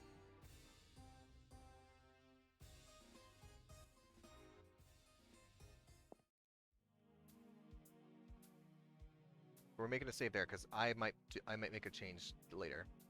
And that toy was a pretty luxury model. I'm sure you can make it work. You're an engineer or something after all. A robotics engineer specifically, but I've dabbled in other sciences too, like IT. What kind of stuff have you made? Her eyes lit up. I may have died at age 25, but ever since I was a teen, I've been building and innovating tech. Like, when I was 14 and still in the egg, I was super into skateboarding, but the homophobic kids in my neighborhood never wanted to play with me. So I made myself a functioning hoverboard to one-up my neighbors. I was still young, so I didn't exactly know how to make it energy efficient. Need to bounce? Have a good rest of your stream? Alright, have a good one, Jess. Thanks for dropping by. It took a whole week to charge for less than an hour of play. Funny. But the look on those fuckboys getting shredded by the neighborhood twink was well worth the grounding my dad's gave me when the power bill came in. Well, if you were able to do that at 14, becoming ambidextrous should come naturally. I guess so. But thanks, Strap. After that, Mitch and I continued to browse the mall to see what we could find.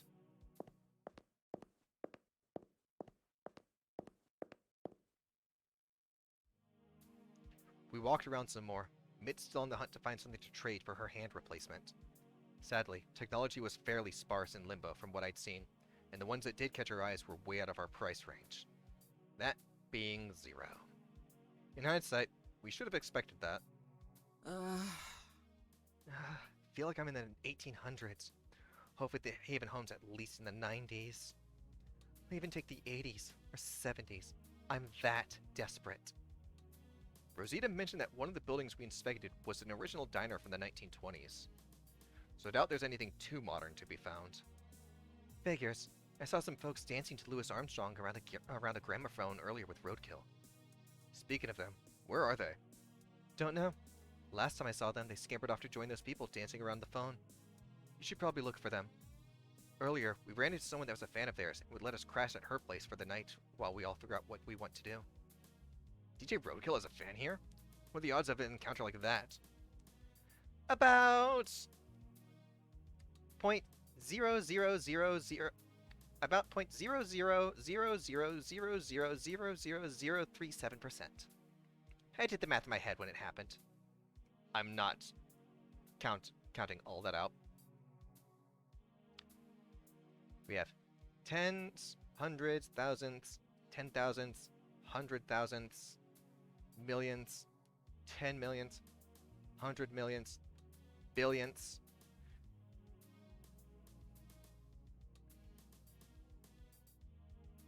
$10 billions, 100 billions.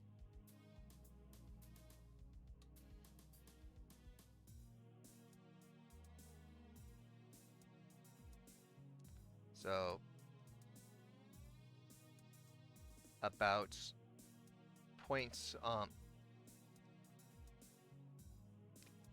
about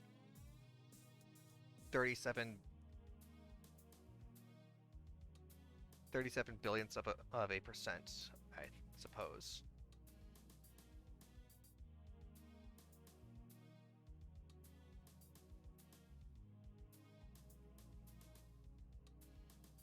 It's been a long time since I've done math. While I'm cautious about that 1 in a billion, it's a better option than possibly getting jumped in our sleep by someone or something dangerous. That makes sense. Where'd you say this group of Louis Armstrong stands were? In the parking lot area east from here. Is where we came in from. I think Rosita and I came in from the main west entrance. Where is she now? She got distracted and wandered off. I'm sure she's still floating around here somewhere. Good.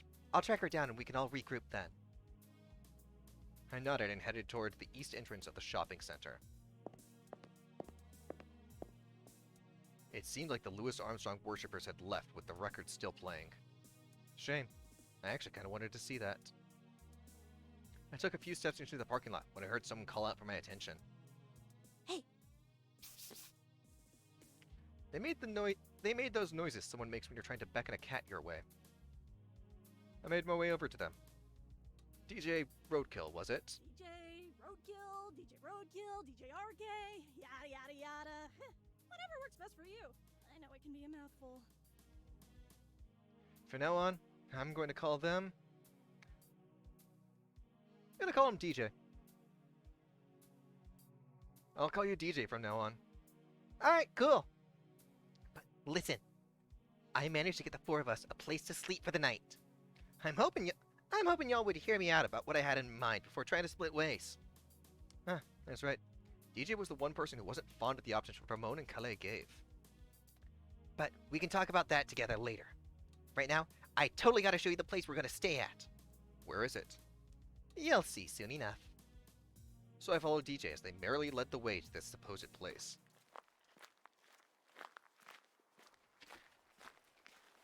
Need some more crunch.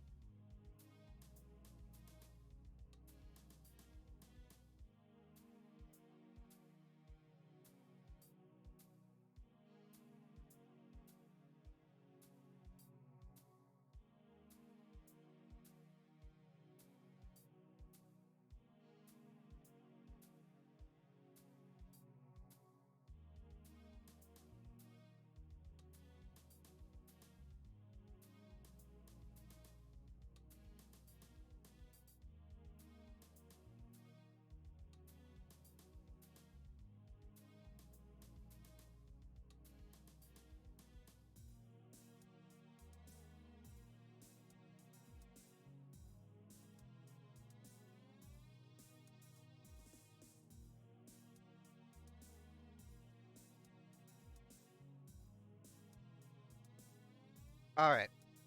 I am back. Sorry. Just needed to do a quick bit of crunch time. Because I got hungry, still. And let me pull up... God dang it, where was it? I had... I believe it was... No, it was not that one.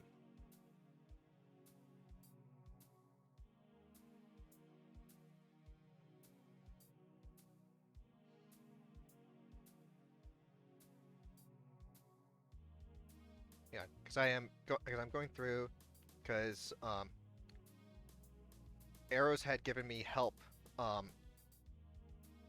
with DJ when the demo first came out, so I wanted to make sure I had that pulled up for things. And all right, let me get back so that it will get us into this, so I can actually do the proper cuts later. For only being here less than a day, DJ sure moved around the streets as if they lived here their whole life. On the way there, we passed by what looked like a small community that had made their homes in some of the more intact buildings.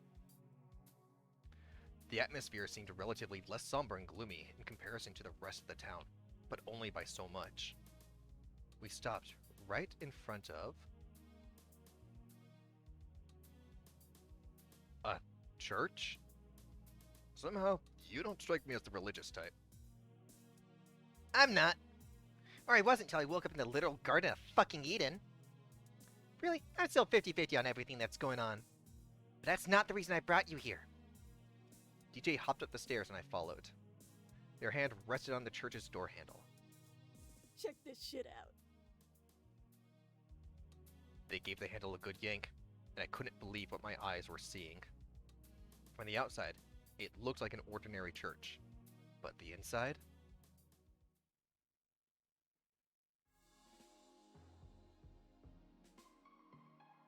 The inside was completely different.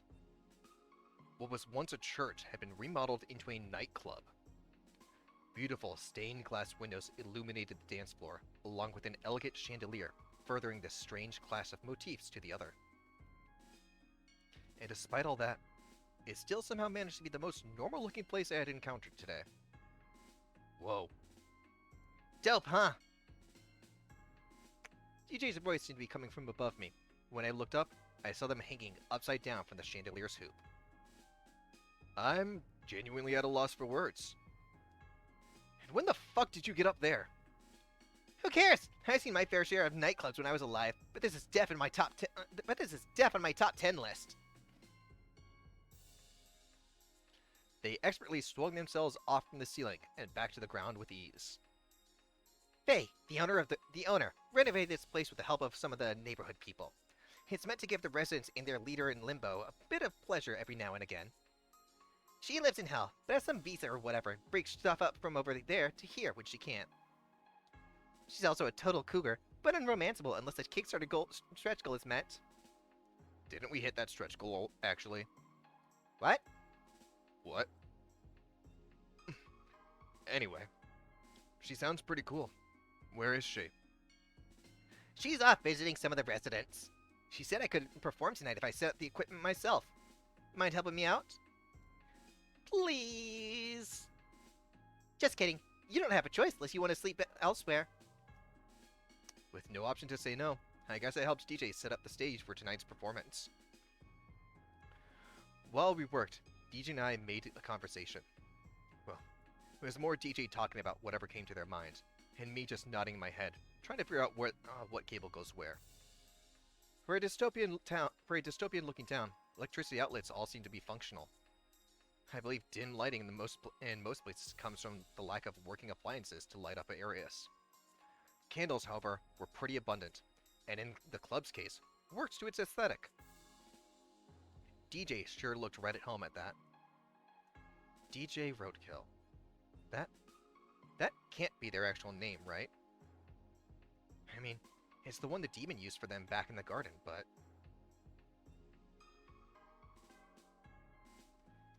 And that weird mask they never seems to take off. I just had to ask. I'm curious about DJ. So, doing a small save here. Not overwriting that other one. But small save here. Because the one that I was asked, the one that I was told would help out.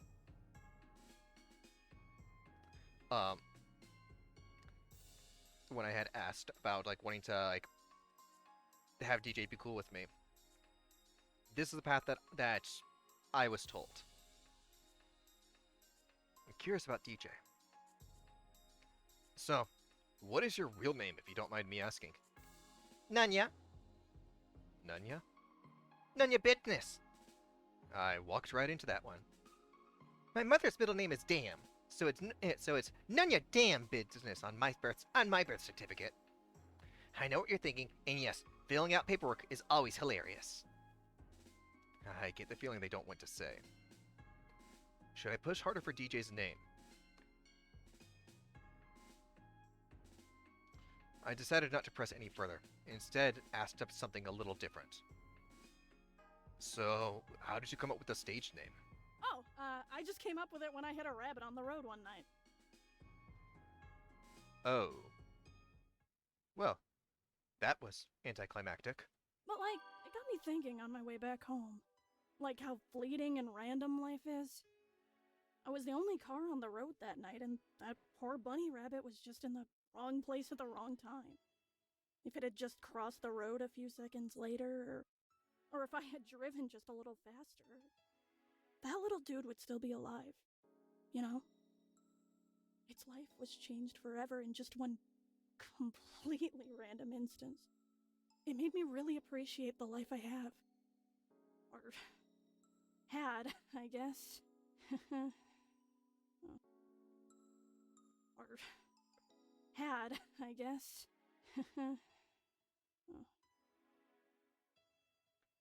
Was it just me, or did they sound a bit sad there? Maybe I should change the subject. And a quick save here. And a load.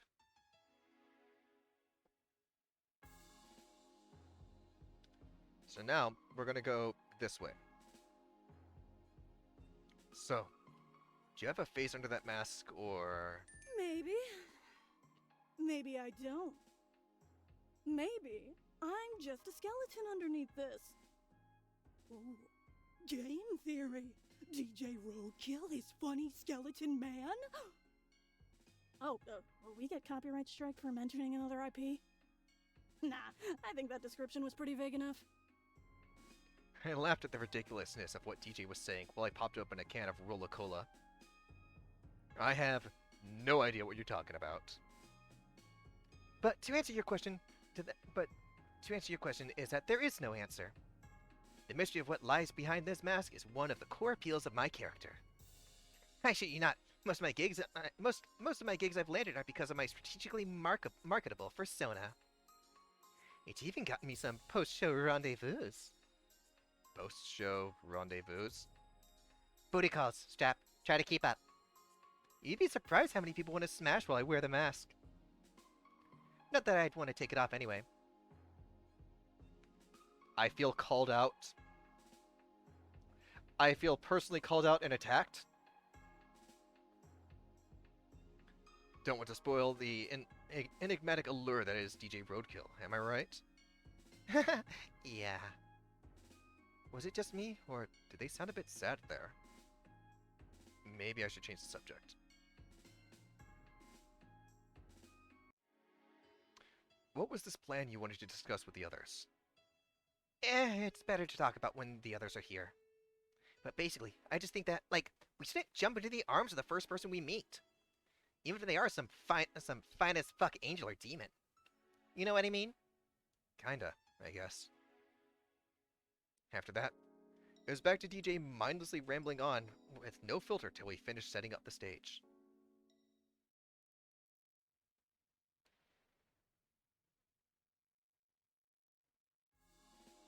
Some time had passed, and I noticed through the window that it was the equivalent of nighttime outside. The sky remained cloudy and vacant of any moon or stars in sight. It was to be expected. I doubted either of those would exist in limbo. I suppose it's just another thing I'm going to miss from the living world. I gave a weary sigh at that thought and took a seat in one of the pews. Even with all the shenanigans I had endured today, I couldn't help but feel somber. My life as I knew it was over. I couldn't even properly lament my own death, as I had no recollection of the events leading up to it, to make matters worse. God.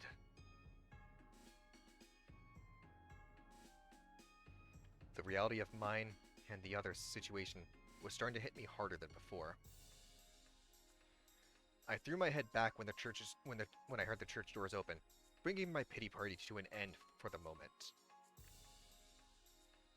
It was Rosita and Mitz, with another person right behind them. They, probably? I may be depressed, but I wasn't going to be rude and not introduce myself to our host for the night. I pushed myself up to my feet, whether I wanted to greet them or not. You're Faye, right? Faye was a tall, slender woman with dark hair and a streak of silver that ran down from the side of her angular face. I couldn't tell if the silver was from dye or natural, but for the sake of avoiding asking a woman what her age is, I kept it to myself. Despite that, by no means did she look old. But sure, but she made it work. Faye Bale, but you can call me Faye. My, this place looks far from heavenly. Not that that's an insult, no. It's something to be, dare I say, praised? DJ hopped down from the stage toward us, full of piss and vinegar. Yeah, tonight is gonna be lit! Huh. Is now really a good time to party? May as well. We don't know what will hold for the future. We don't know what the future will hold for the four of us tomorrow. Why not throw a killer rave here for the dead? But I'm not dressed for a rave. I doubt anyone will be, honestly. Oh, no. You have that all wrong. We all looked at her. During my visits here, I tend to bring an assortment of daily necessities for the residents. That includes clothing. They may not be designer and a little worn out, but everyone has at least one or two Sunday bests in their possession they save for special occasions. However, this time I didn't bring anything extra to donate for you, but I will gladly loan you some of mine. Just for tonight, though, since they're my personal outfits. That's so sweet of you! Told ya she was cool. Yeah, thanks for everything you've given us. It's much appreciated, given our circumstances. She smiled warmly for us. Well, most of us. Actually, How do you get all those supplies here? I'd imagine it can't be easy, let alone safe, to try to support a whole town of citizens. DJ looked up from at Mitz and nudged her. Mitz, why are you trying to look a mouth horse in the gift? That's not how that expression goes, and I think I'm pretty justified in being suspicious since she's from hell. Yes. Mitz? No need to defend me, DJ. I can see why Miss Mitz would question my unwavering kindness. Especially considering I'm from the big bad place under the ground, so I must have malicious ulterior motive, right? None of us have heard anything good about hell or the demons who run it. She wasn't wrong. More often than not, hell and demons are attributed with evil connotations and intentions. Sure, there were a few pieces of work that tried to be transformative and make hell, demons, and Lucifer to be a complex, misunderstood antagonist. But if you ask anyone what they thought hell would be, their first thought would be fire, brimstone, and the scum of the earth being punished in agony for eternity for their sins. Faye sighed in disappointment. That's Utopia's propaganda at work for you. Don't assume that everyone in hell is a bad person. Some were dealt a bad hand in life, never receiving the help they truly needed to better themselves. Others simply enjoy their lives to the fullest that a good Christian believer could only fantasize about. And some just don't quite fit into that black and white criteria Utopia has created to screen people like yourselves. Hence, why you stand here in this plane of existence between realms today. Miss kept quiet, looking a bit ashamed, like a child being chastised by her parents. Faye's expression softened once more. Not everyone in hell is a bad person. There are very bad people in it, but that doesn't make me or anyone else inherently evil. To vouch and answer your question, most of these supplies are donated from citizens in hell. How I am able to bring them here? I suppose you could say I have a permit to move through limbo and hell when needed. Mitz kind of squinted at that last part. A permit? DJ jumped back into the conversation. Hey! Mouth, horse, gift. The semantics of everything would take too long to go over. Mitz shrugged, letting the topic go. It looked like she wanted to say more, but stopped for DJ's sake. Especially since we have a party to throw tonight. Woohoo! Party! Ah, yeah, now we're talking. My room is down the corridor on the right. It's the big mahogany door you can hardly miss. You can hardly miss it. Now, see if you can find an outfit suited to your tastes. Let go of what you are and become what you might be. We followed the directions as told and found the room with no problem. For the most part, it still looked like an office with amenities for comfortable living. There was a futon rolled up in the corner that looked barely used, next to the wardrobe where I assumed tonight's loners were stored. Many of the bookshelves remained, but I couldn't help but notice that some of the titles were not exactly the most religious. From storybooks, young adult novels, literary classics, to comic books, to some more adult-themed literature. I flipped through one of the books. Yep, it's porn alright. At the beginning of the book, I noticed a pocket with a note in it. Return to Fae by next arrival. Maybe this room doubled as a library? Suddenly, I felt a hand on my shoulder. What you reading there? DJ's grip on my shoulder tightened. Woohoo! Faye, you minx. This is some kinky shit. Hand holding? How lewd. Not that I'm gonna judge. Good thing she's romanceable now thanks to the Kickstarter, huh? Oh yeah. Thank you to all the backers. Y'all are real MVPs. With that wall break finished, they went back to searching through the wardrobe with the others. Personally, I couldn't give much care as to what I would wear for the party tonight. A sense of gloom hung over me that was too hard to shake. Hey, Strap, aren't you gonna pick out something too? I shrugged. I'll just wear whatever's left, honestly. That's no good. We don't want him to feel left out, right guys? Rosita looked over to Mitz and DJ, who had almost a full outfit already picked out, and Rosita frowned their way. Right on. Huh? Oh, yeah, right. Come on and join us. We can help you pick something that suits you for show. They said that, but kept their picks close to them regardless. I gave in and dug through the racks and drawers. What do I want to wear tonight? Well, I know what Strap is going to be wearing. The Suave Blazer. Because that is as close to Strap's actual look as I can get. Which, let me see if I can... right here. And come on.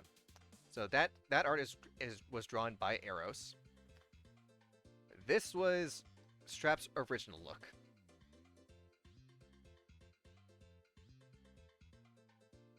This is the one that I drew this one myself, as well as the. Hang on, let me. So Eros drew this one. This was a joke that we had made in chat one day, and I love it. So the background, that's all static stuff. I drew Strap, Corvus, and the knife, Mike thing. But yeah, this is how Strap normally looks, which is why we're going for the Suave Blazer, because that's as close to what he actually wears as I can get.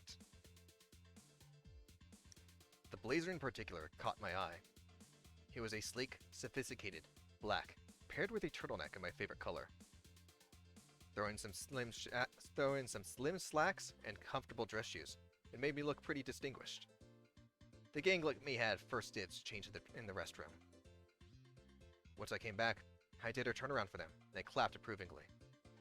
I couldn't help but blush as they all complimented me in one shape or another. Gave me a small boost of confidence that I really needed right about now. Thanks, you guys. My turn, my turn. What? I thought I was next. Unless you want to change together. Sure, we're both girls. I'm non-binary, actually. That's fine, too. Backtracking a bit, I'll hop into and make sure Teach doesn't try anything. Like what? I wasn't. Not without anyone's consent, of course. The three of them went to change in the bathroom together, and since I was already dressed, I felt it was polite to stay behind. One by one, they came out and showed off their outfits for the night. Rosita wore a simple, bright yellow dress that really brought out the highlights in her hair. I couldn't tell if DJ was going to hit the Old Town Road or the club. Mitz kept it simple and comfortable with a layered look. You all look great. A line is starting to form outside. You lot ready yet? Yep. Wonderful. We all stepped back into the hallway and made our way back to the main area.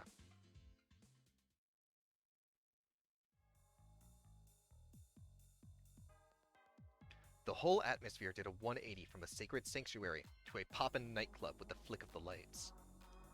Residents of Limbo filled the room, and the quiet was immediately alive with a sound of excited chatter. DJ pieced out and hopped on stage, living up to their name, and started their show. Let me fix my mic a little bit.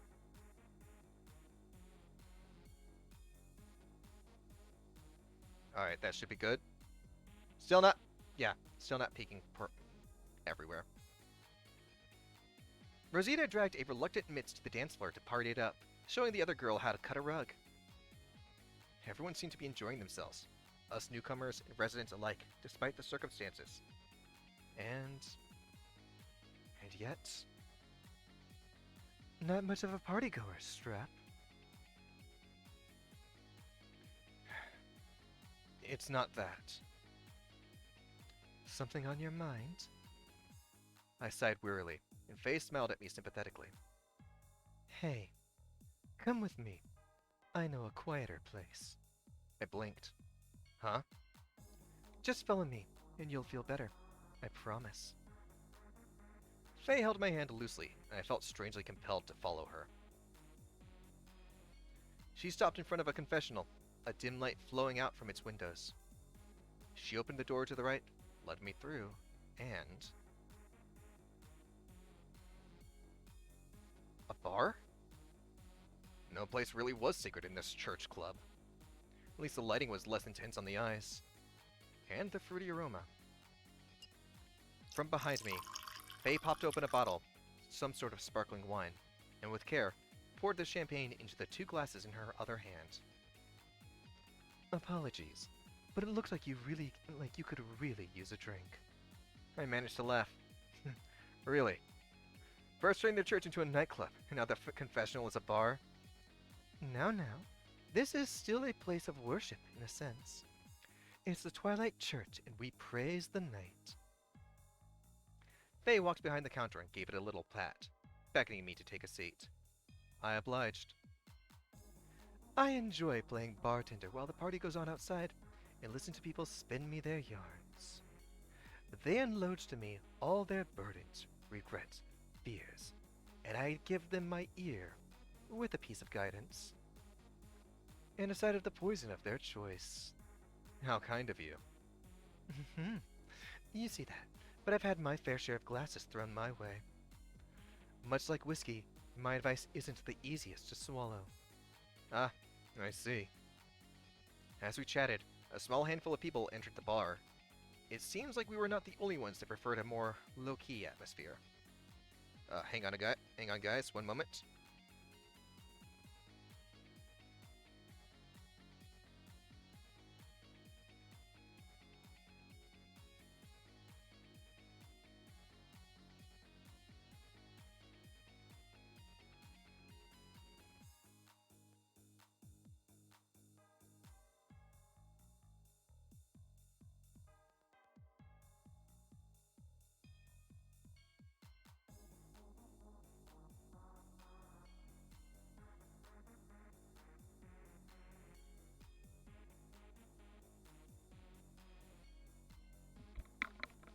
Alright, and back.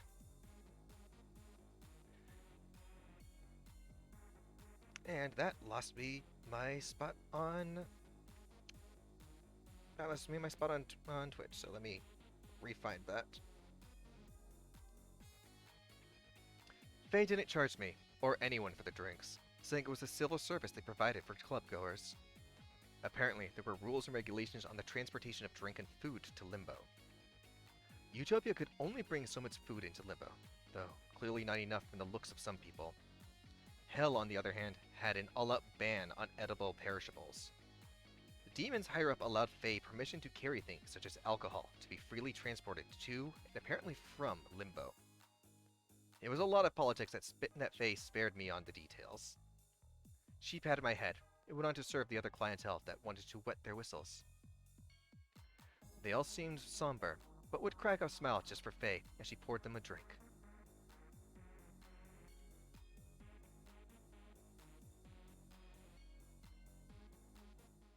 Except for one raggedy blonde in particular. He seemed to just be in a bad mood despite the little act of kindness. Seems like more and more humans keep turning every day. Again, I am so I missed my chance to like submit my voice applications for Noelle. I am still very, very happy with what the team went with. It's a shame. It's a bloody goddamn tragedy, that's what it is. And it's only gotten worse since Casey turned. Oh dear. How did Honora take it? Pretty fucking bad considering his Geist went on a rampage on her. Even after she begged me not to hurt him, even though he was long gone. How awful. But you made the right call. Really? Because it sure never feels like it after the fact. Now, Noelle ma chérie. It would be mon chéri now. Masculine. Mon chérie. There's nothing else that can be done.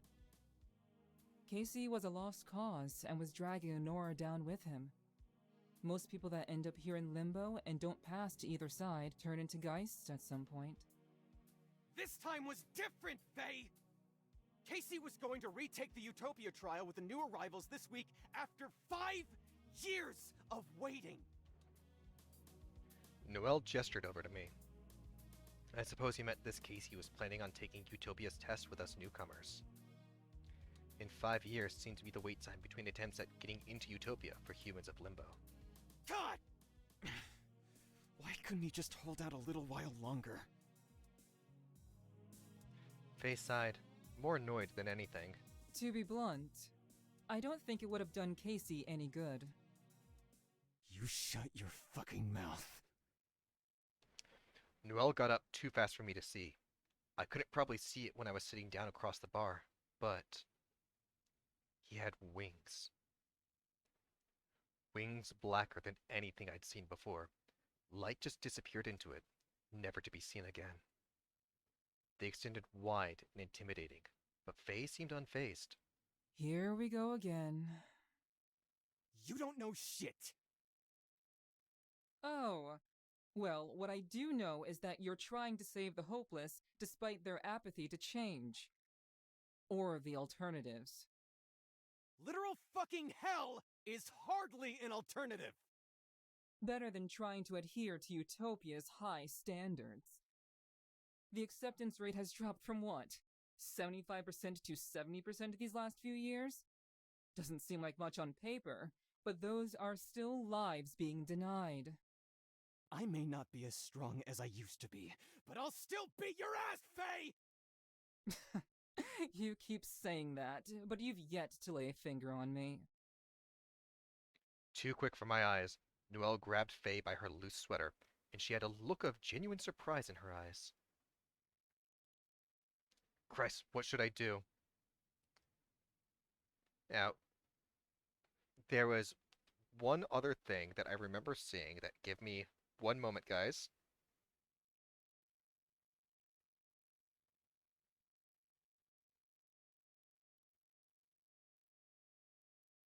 So we're saving over that because there's a path here that I need to actually get over to the itch.io page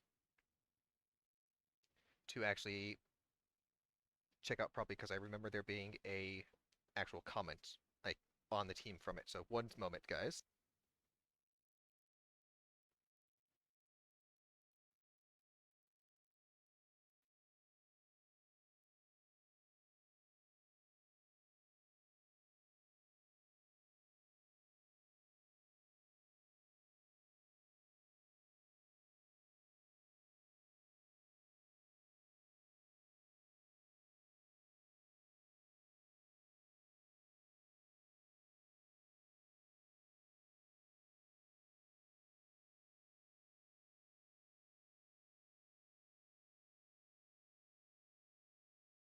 Okay.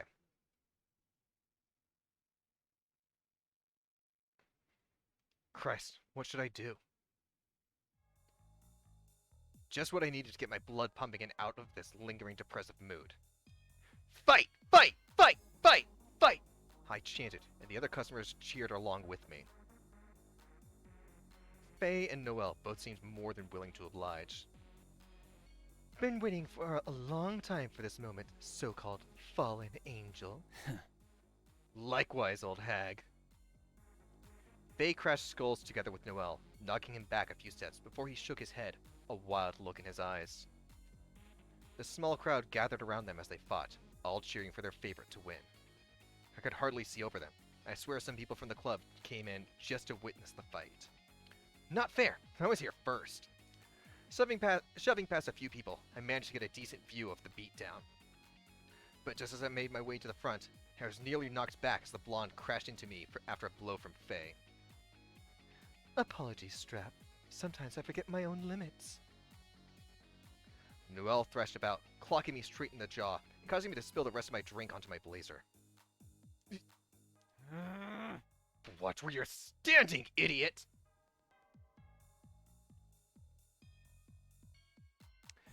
What should I do? I'm gonna join the fight. Ow!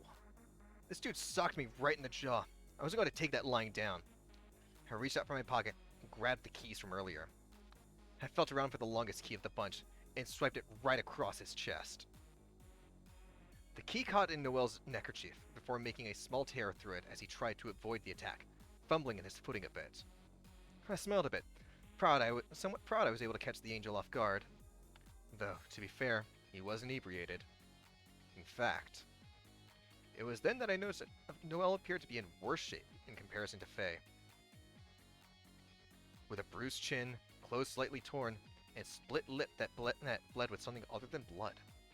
Pale blue and glowing. Faye was scuffed up, sure, but she seemed to be holding her own better than expected. Noelle then grinned at me, and the cut on his face healed. Wanna join the fight too? Human? You know what? Yeah! Yeah, I do! Alright then! Show me what you got!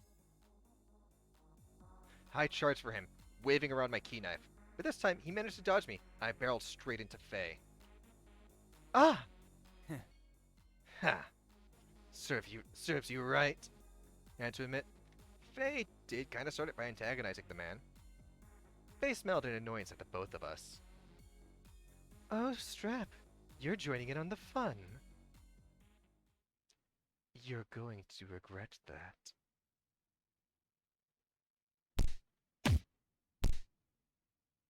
What have we learned now, you two?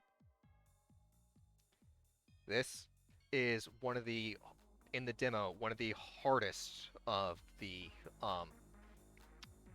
this one is one of the hardest ones to, manage, because you need a lot of other stuff in there, but this is one of my favorite CGs of it. So, hang on.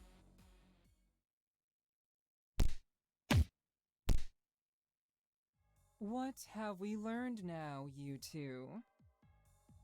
Don't pick a fight with Faye. Fuck you, Faye! I only went easy on you because you two are human! And I'm drunk! Keep telling yourself that, dear. Well, now that that's all over, we can go back. Apologize. What? For Casey. Seriously. Sensing tensions rising again, I got in between the two. Faye, can we not? Faye clicked her tongue. I didn't say anything wrong. Watch it. You don't know whether or not Casey would have been able to pass the test. You aren't the choir. Faye cracked a smile, and it only made Noelle more pissed. Sorry. He hadn't been causing trouble, and was even helping me track down stuff that greedy bozo Horde stole from our village from under our watch. blankets, food, and clothes. And even stupid shit like toys of ours got jacked last week. Toys?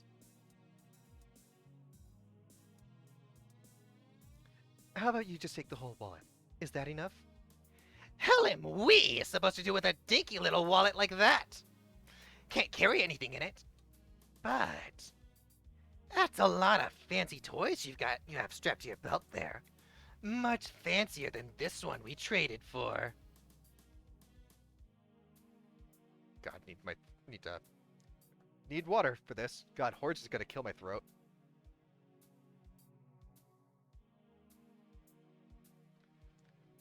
Really? Is that what actually happens now? Huh? Faye giggled heartily, clearly amused. I had an inkling why, remembering my interaction with Hordes earlier. That stuff Hordes stole? Casey was the one who took it in the first place. Noelle looked shocked. You have such a tight lock on this village. Don't you think it's weird Hordes of all people would be able to sneak in and out without so much as you noticing? So long as you're around watching over the few sane humans in the residential area, Hordes wouldn't dare. He may be eccentric, mad even, but he still isn't stupid. That doesn't prove anything. Fine, but answer me this. Who was on guard duty that night? You or Casey?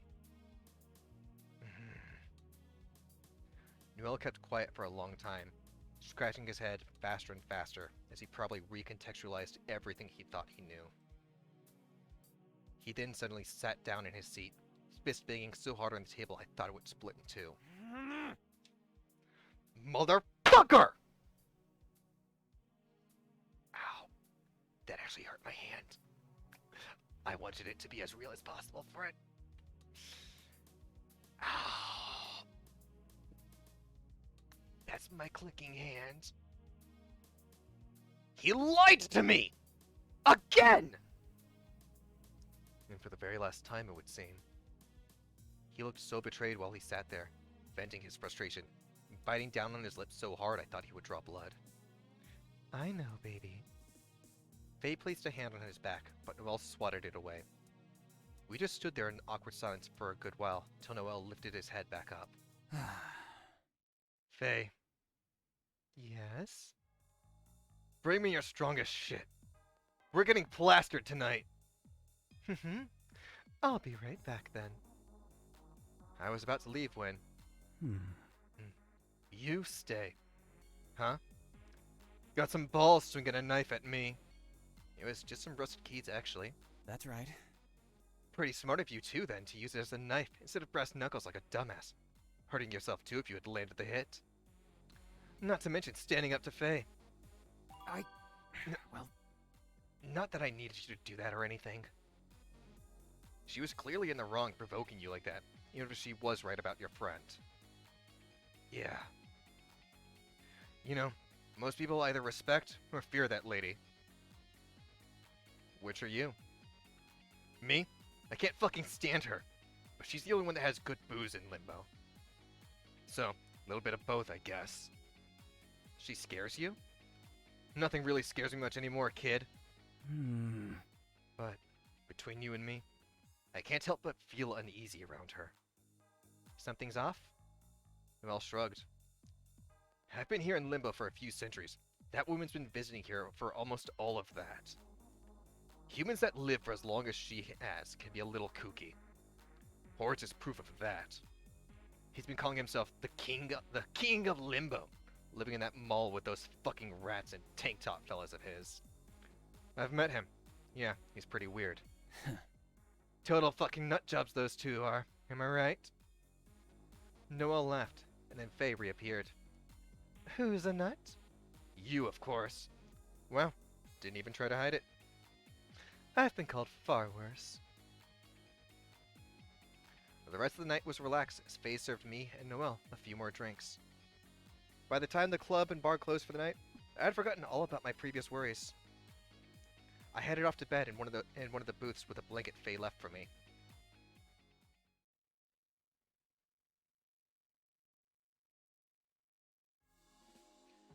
The reflective light shining down on me from the broken stained glass above woke me up when morning came to. The others seemed to have risen before me and were cleaning up the mess before the party left behind. Finally! You're awake now. Good. Get up and help us clean this shit. Get up and help us clean this shit up. It was the least we could do to thank Faye for letting us stay the night. I stretched my muscles and managed to get up on my feet. Thankfully, I didn't have a hangover, despite drinking last night. I picked up a broom and joined Rosita, Mitz, and DJ in sweeping up the dance floor. Rosita, being a waitress and all, was no stranger to cleaning up messes left behind by others. She mopped the floor spotless to the point I swear I could see my reflection in. She mopped the floor spotless to the point I swear I could see my reflection in it. DJ and I sort of just swept everything into a trash bag. Where does trash even get thrown out? I asked DJ and they shrugged. We could always just burn it. I don't think we have to worry about the environmental impact here in the afterlife. Mitz was a little slower and would see if anything interesting was left over from last night. Rosita, who had finished early, helped her scavenge around the mess. Mitz had thrown her head back into a groan, so Rosita rubbed her back to try and help out. Once we were done, I stopped overanalyzing each person's cleaning like some weirdo. Once we were done, and I stopped overanalyzing each person's cleaning like some weirdo, we took a break back on the Pew's booths. So, Deej, you want to talk about some quote-unquote other options than what the angel and demon gave us? There's other options? Did I space out when they mentioned them? Actually, Technically they did, and they didn't. Heaven, Utopia, or hell were our only viable options. Yeah, but there was a third. Staying in limbo? no chance. I don't know if that mask has been blocking out your view, but this place is kinda... A generic dystopian wasteland where the last end up to... Sorry, I need to do this fast. A generic dystopian wasteland where the lost end up to live the rest of their afterlife, never having their souls put to rest until they either go insane or die twice? I read that young adult novel before for a class assignment. It didn't have a happy ending. I was going to say dump, but that works too, I guess. You aren't wrong. There isn't much hope for any of us here. At least, in my opinion, that is. Yeah, I know things look pretty bad as is. But you saw on the way to this neighborhood. There are real people here. They have made Limbo their home. How many willingly, really? Even if they couldn't get into Utopia, which shines a few alarms, hell is right there too. Why not go there? Maybe because it's fucking hell and they're scared. Listen, guys. DJ sighed. I know it's a hard sell, but I think there's potential here. The people here aren't so bad. Trouble, but like, who else wouldn't be in their situation? Last night at the bar, I met someone that said his friend was trying to get better so he could try to get into Utopia. See? Though, it turned out he was a thief. See? No way I'd want that dude stealing any of my shit while I try to rebuild my hand. Well, you don't have to worry so much, considering he had to be put down. Put down? Yeah, he turned into a geist, is what he called it. I think those geists are those creatures that lurked around in town. Rosita and Mitz's faces went pale, and DJ's ears dropped down at this revelation. Wait, those monsters. Were once people like us. What? Just... You gotta be friggin' kidding me. Fuck, I knew it. Cliché and overdone, but I knew it. That's it then. No way am I staying here. I've got too much to do, so much to give. No way am I going to let myself become one of those things. You won't. They told me that only happens when... I've already made up my mind, Deej. I'm not going to die here. Please understand. Mitz got up from where she sat and began walking for the door. DJ gave chase to try and stop her with little luck. The opening and closing of the church doors echoed throughout the hall with such certainty that Mitz was not coming back. DJ looked over at the rest of us. Well, we can make it do with the three of us. Right, guys? Rosita and I looked at each other, doubt evident in our faces. You too, huh? Well, I'm not gonna force you. I'm gonna go get my shit, head back into the hood. If either of y'all are still here, then cool. If not, then consider this my goodbye. Rosita fiddled with her hands, unable to look DJ in the eyes. Hi. She then turned around and walked off with haste to the entrance.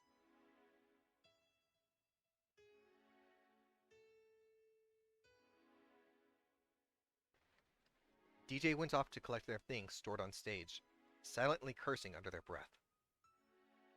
I just stood there, in the center of the church, alone, left with nothing but the options laid out before me. The little morning light there was reflected off the stained glass wall and shined down on me. I closed my eyes, trying to absorb as much warmth from it as I could. There was that kind-hearted angel, Calais, that wanted to help each and every one of us make it to Utopia. The demon, Ramon, who was just as curious as I was to the way I died, and offered me a deal. Follow along with Rosita and Michelle to take the trials, or stay here in limbo, like DJ said, in a society guarded by Noel, the fallen angel. So many routes I could take to reach some sort of promised happiness. But in the end, the answer was clear to me.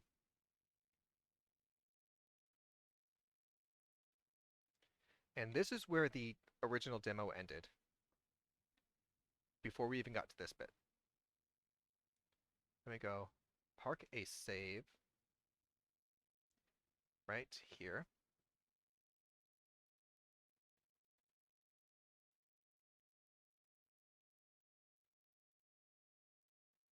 Deep down, the answer had to be. And since we're doing DJ's routes, I want to stay in limbo. I think I'm going to stay here in limbo. Call me crazy, but DJ's speech gave me a little bit of hope for this place. It wasn't the safest or most glamorous of places to live compared to the other two, but that didn't mean that it couldn't be. And with an angel protecting this realm and its inhabitants, I felt a little bit safer. Yeah. Screw Utopia or hell. I'm gonna make Limbo my home. DJ then sprang their head up from behind the DJ booth. Is that the sound of authoritative defiance I hear? You bet. I pumped my fist into the air, and DJ did the same. Yo! Fuck yeah, man! Welcome aboard the SS Screw Those Other Guys! Title pending. I wasn't expecting you to stay after Pinky and the Brain left. Yeah, it's kind of unfortunate neither of them stayed behind as well. I'm not gonna hold it over them. Not unless they fail their test or whatever and rub in and... Not unless they fail their test or whatever, and rub in an "I told you so" in their face for buying into that angel's thinly veiled elitist crap. I think at that point you'd be a little justified to do so. I know, right? DJ tilted their head. You got plans for the day? I was gonna browse around the neighborhood, you know, take in the sights, make myself familiar with the place. Well, I still got some stuff to do back here, so I'll be a minute. That was a good question. What did I want to do for now? Since we're pursuing DJ, we're gonna wait for DJ to finish. I took a seat on one of the pews. I can wait. I'm in no rush. Plus, we've got all eternity now, don't we? Dope! Give me a few more minutes, and we can head out. What are you doing back there? I'm patching up this backpack I found. They waved it over the booth, showing that a hole was being sewn shut with a piece of fabric that was very clearly not matching with the rest of the sack. But I guess functionality over vanity. After a few minutes, DJ has a backpack strapped over their shoulder. We're heading out the door. Once we were out, DJ and I took a good proper look around the exterior of the church. One moment, guys.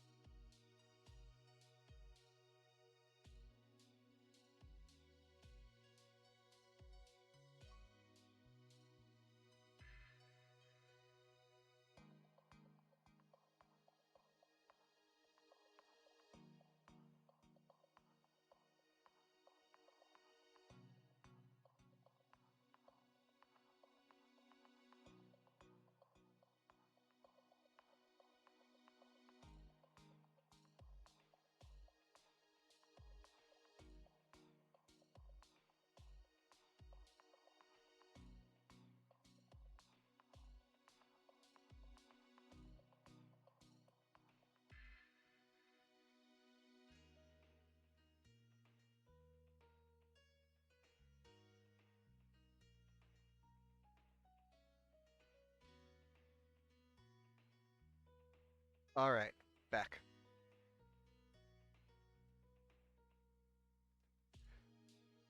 Once we were out, DG and I took in a good, proper look around the exterior of the church. It truly was one of the more beautiful sights within Limbo. Being inside there, I had felt a lot safer within the wall. Being inside there, I had felt a lot safer within the walls of the church than anywhere else at this point. Faybell had done a good job making this feel like a safe haven for people to indulge in. Too bad this place is only open when Faye is around. But I get that if it was open on the regular, it would lose its charm. Especially since, without Faye, the place would get turned into a dump like every other building around here. Even more so if it's open to literally anyone here in Limbo. DJ turned their head to me. Dude, have you seen that Hordes guy yet? I nodded. When I caught up with Mitz at the mall, I also ended up crossing paths with that guy.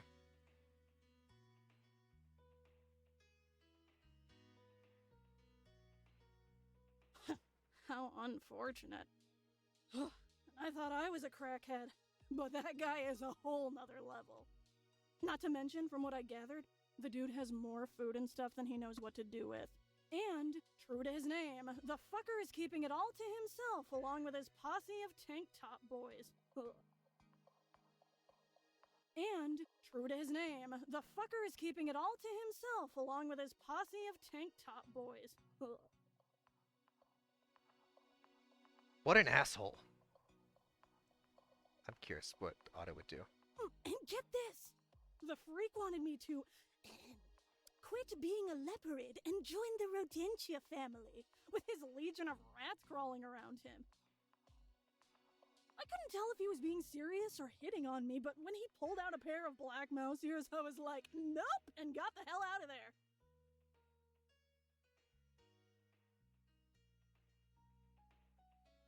Huh. And here I thought you'd be into pet play. Well, yeah, maybe, but like hell am I gonna give out this sweet bussy to some weirdo wearing a Sweetie Shakes kid's crown? I got standards, you know? You at least gotta be old enough to order off the Mighty Trikes menu for me to even consider it. You both laughed at the ridiculousness of DJ's situation as we walked on. DJ stopped for a moment to look over the graveyard beside the church.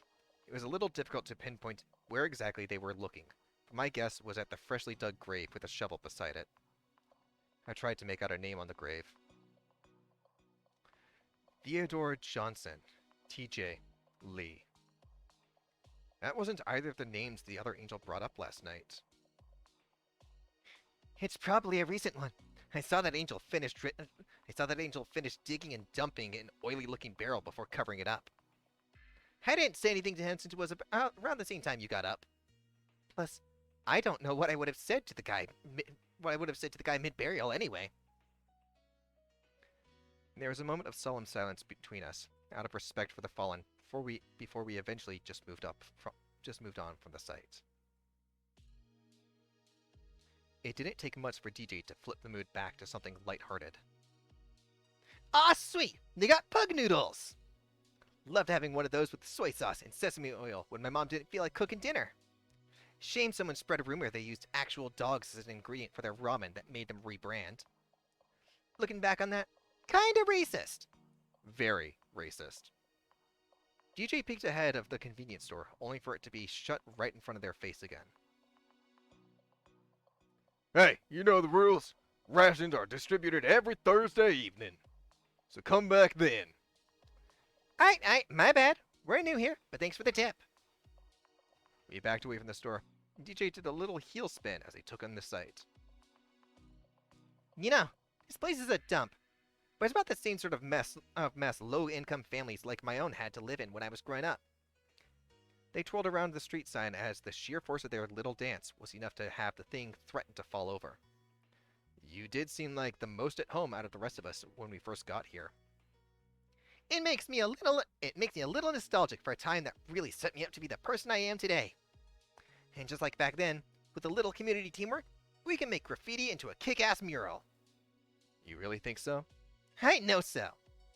Things won't get better unless we grab it by the jugular and demand that it be so. That's my life motto. Right next to you, never trust a bitch named Rudy. That first one is some pretty wise words to live by, especially coming from someone as eccentric as yourself. Yeah, I have my moments. I ain't all comedic relief. I wouldn't have been an activist if that's all I was. Yeah, that's right. DJ was an activist back when they were alive. So despite all the jokes, they must have a strong moral compass. To quote them, you can't judge a book by a cover, or some shit. Well, I'm willing to do my part to help make your goal become a little more of a reality. That's the motherfucking spirit! We fist bumped, sealing the promise between us both, and our friendship had grown just a little bit more at that moment. The rest of the tour of the neighborhood consisted of us learning where residents stayed and the bounds that comprised its territory. Everyone was mostly friendly to us, if not passively polite. They seemed more interested in getting back to whatever they were doing, which was fair. A couple of them didn't seem too happy that we were willingly staying and going to be taking up resources they thought they could be redistributed to the rest of them. But with the bravado of a shonen protagonist, DJ declared that they would bring a rocking wave of change into Limbo and make life better for everyone. Which made everyone laugh, and their pessimistic attitudes on their current and future lives were left unchanged. I felt a little disheartened, but DJ kept their head held high, so I would try to do the same. We reached the point where we pretty much covered the entirety of the residential area, and were about to enter the city. As I stepped another foot back into the city, DJ grabbed a hold of my shoulder. Whoa there a sec, boy. It's dangerous to wander these mean streets alone. Oh, I love this line. You should take me. I remember hearing this in the trailer, or at least maybe not in the trailer, but I remember hearing this in the voice actor line bits. I can't believe they actually said the ooh woo part out loud. Cringe. And I kind of doubt a scrawny twink like you could really protect me. That's why I'm bringing this bat along with me. Ah, DJ. Character after my own heart. DJ pulled out a rusty steel bat from their backpack and gave it a few swipes in the air. Even though it wasn't in the best shape, I bet it would still hurt to be hit by it. That aside, it was probably for the best they came along with me. Having a traveling partner, like I did with Rosita and Mitz, made me feel safer while exploring the vast city streets. From their backpack, DJ plucked out a large poster of a long since broken up boy band, and started to draw out what paths we had taken out of the neighborhood with the dried out pen. Sorry. DJ plucked out a large poster of a long since broken up boy band and started to draw out what paths we had taken out of the neighborhood with a dried out pen. Though they needed to shake it every now and then to get it working again. The drawings were a bit amateur, but so long as DJ himself understood what everything meant, I couldn't complain. The map would be extremely helpful, considering that, due to the rubble and decay, everything started blending together. DJ suggested, for now, we map out the way back to the mall, since it was the only place we could get fresh, clean water. It was the only other place I was familiar with, and staying hydrated even in death is important, so having a clear out on how to get there was probably for the best. Gotta mute because I need to drink again.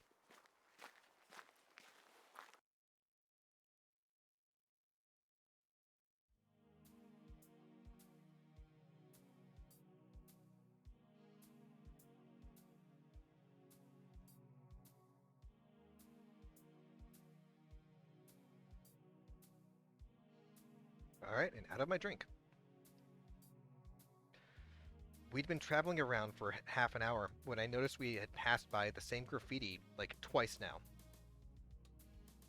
I know those edgy looking S's are everywhere around Limbo, but I could have sworn we had just passed this one a few minutes ago. DJ was scribbling at their map, making corrections as we paused for a moment to figure out where we were. Yeah, you're right. That one's by the rusted out chartreuse car too. Man, what an ugly color and word that is.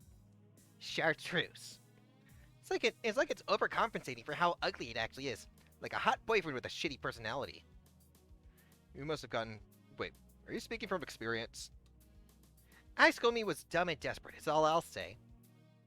Anyway, we must have gotten turned around when we got roadblocked by some tumbled down buildings.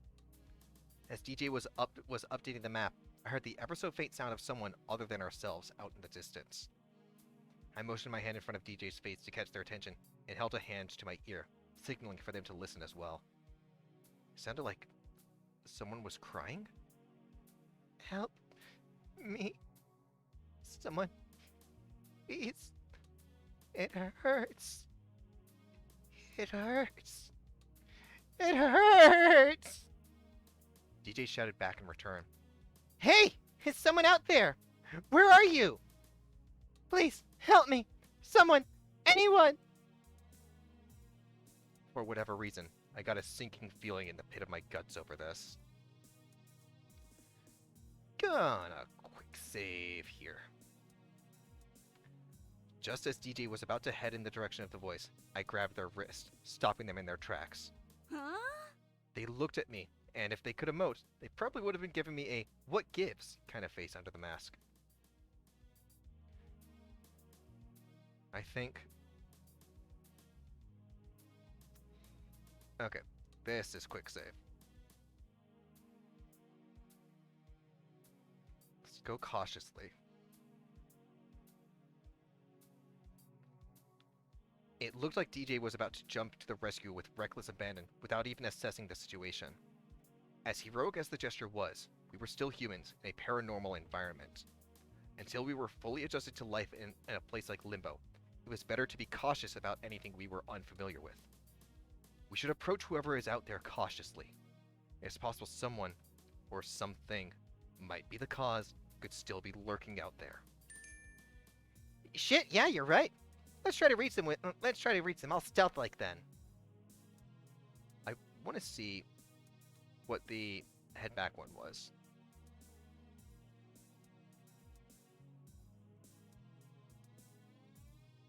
Ugh, come on, man. Okay, that's...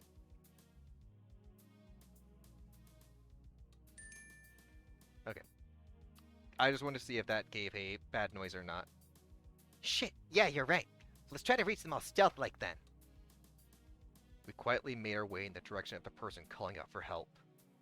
As we drew near, the cries for help only grew sadder and softer until they eventually died out. DJ and I scouted around the area where we swore the voice was originating from. Hey! Man! Lady! Everything else in between! We're here to help! Tell us where you are! We waited for a response, but it was quiet. Eerily quiet. I could feel the hairs on my arms and back stand on edge as a chill ran through my whole body. Come on, dude! Give us a sign! We know you're out there! Just then, we heard some shambling coming from a beat-up old building. A shroud of darkness consumed every inch and corner of the interior that wasn't lit up by Limbo's natural dim light, but I could make out a vague figure approaching us. Only when that person... No, that thing. And this is one of the reasons why I have why I have my streams marked as mature. In fact, I marked my streams as for mature audiences back when I knew this game was going to be coming out, specifically for when this game does come out. So, yeah, body horror, guys. And when that person, no, that thing, stepped into the light, did we realize what a terrible idea this was. What loomed closer and closer to us was a ghastly-looking ghoul, a geist of at least 8 feet in height, with many mouths covering its body that were all quietly crying for help. Help me. Save me. I don't want to die. Let me go. I just want to go home. It hurts. It hurts. It hurts. It hurts. It hurts. It hurts. It hurts. It hurts. It hurts. It hurts. It hurts. DJ? DJ was paralyzed and shaking in fear. Yeah? It hurts, it hurts, it hurts, it hurts, it hurts, it hurts, it hurts, it hurts, it hurts! Just then, it gave a terrifying roar as all of its mouth screamed out in pain at once. Run! Without so much as a moment's hesitation, DJ and I turned heel and began running for our very lives. We were frantic, panicked, and scared out of our minds as we tried to escape, running down various streets and alleys that we hadn't passed before with reckless abandon. I turned my head back for only a second and saw that the geist was on all fours, running manically as it cried out its past victim's last words. My lungs were burning from the exertion, but I didn't care. The fear and the adrenaline coursed through my veins, and only one thing ran through my mind. Survive. Just as the geist was mere inches away from our feet, DJ grabbed hold of my wrist with blistering speed, slowing me around and into the alleyway. I caught myself from stumbling and skidded to a halt. DJ pulled out their bat from their backpack and assumed a position. Get out of here! Just as they were instructing me to leave, the geist had pounced on them, sliding their bodies several feet across the pavement. DJ swung the bat down on the geist's head, only making it more enraged. Shit! DJ, no! We were in this together, and I wasn't just going to leave DJ behind. Just as I was about to pursue the beast, a gust of wind blew over my surroundings. I felt something fall against my nose, and as I plucked it off, I saw what it was. A black feather. Have you no shame, Casey? I jerked my head to look at the street and saw that Noel was pulling against the scalp of the geist so hard he was stretching the skin. DJ laid underneath the monster, arms and legs pinned down as they struggled to break free. Noel shot at that thing's head, and it recoiled in pain enough for DJ to wiggle out from its grasp and crawl backwards a few feet away from the beast. Nora and the others weren't enough, huh? TJ too? He kicked down against the geist's spine, striking down hard enough that it cracked and made his body contort in an even more unnatural way. The geist crumpled and fell against the ground below with a meek shrill. What did they ever do to you? Noel then placed the end of his gun against the back of the monster's skull.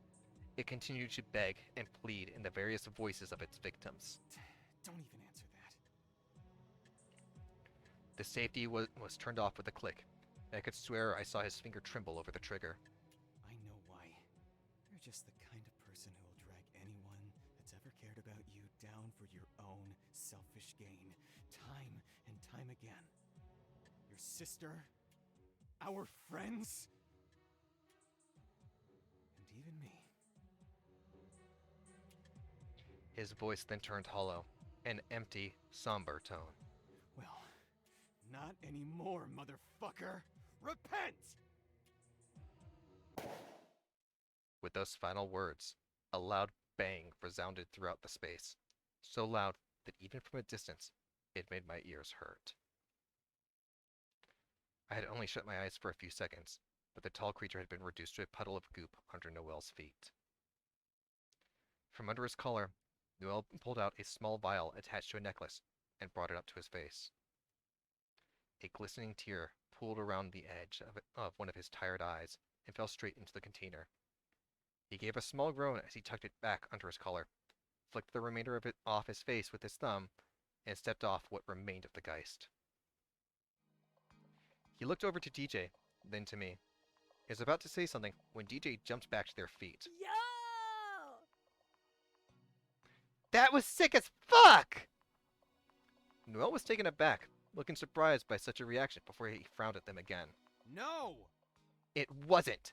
You two could have gotten yourselves eaten by that geist! Any more souls and it could have become a full-fledged poltergeist. Geists are difficult enough on their own. I mean, you kinda took that one down easy enough. I've been tracking that slippery fuck for 2 weeks now, and it only made its presence known because you dumbasses lured it out! Whoops. Speaking of that, why the hell are you two wandering about the city by yourselves? I'm sure you're aware that things like these roam about Limbo. Yeah, but none of them really messed with us yesterday. and for the most part, we were taking the same paths as yesterday to get to the mall. And I had a bat. That luck that would do up against a Geist. Only weapons that have been blessed will do any damage to a Geist. Even then, you're more likely to piss it off than hurt it. The ones we saw yesterday were much, much smaller and passive in comparison to that one just now. Some were even as small as a rat. Noel smiled, annoyed. That's 'cause I was working overtime yesterday to make sure you four didn't get mauled by any of the bigger boys. Wait. You were watching over us since we left the garden? Huh? And you didn't even bother to stop and say howdy? Kinda creepy, bro. There's always some counterculture idiots that think they're too good for Utopia, or even hell, and want to see if they can make Limbo their home. Usually, just one look at how decrepit this place is would be enough to send any sensible person running to the other side. But you managed to stay the whole day before half of you split off. It's a hassle enough that the guys are getting cocky since a lower-ranking angel replaced that old transporter. Hang on a second. So that makes you the hard-ass guardian angel of Limbo Faye was talking about. Fucking bitch talking shit about. I'm stuck. Fucking bitch talking shit behind my back. Yes, I suppose it does. Cool. Then you can give me the rundown on how things... Just as DJ stepped forward and extended their arm, they nearly collapsed to the floor. They had their right hand clutching down against the side of their other arm with so much force that it looked like it was going to come off. Not only that, but black, oily veins covered parts of their skin. They let out a small cry of pain before fainting, and, on pure reflex, I reached out to catch their body in just in the nick of time. Noel's eyes widened and his wings expanded. Crap! How did I not? Never mind. Let's get them back to the neighborhood, and I can probably treat their wounds there. I was a bit frazzled as to what was happening, but nodded my head anyway, and carried DJ's light body in my arms as I led Noel the way back.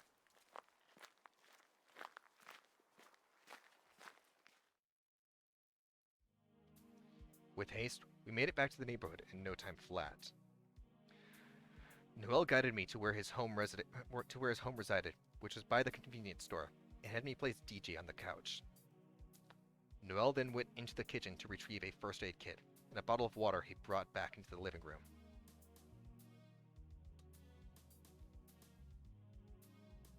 DJ rustled around, groaning a bit as they started to wake back up.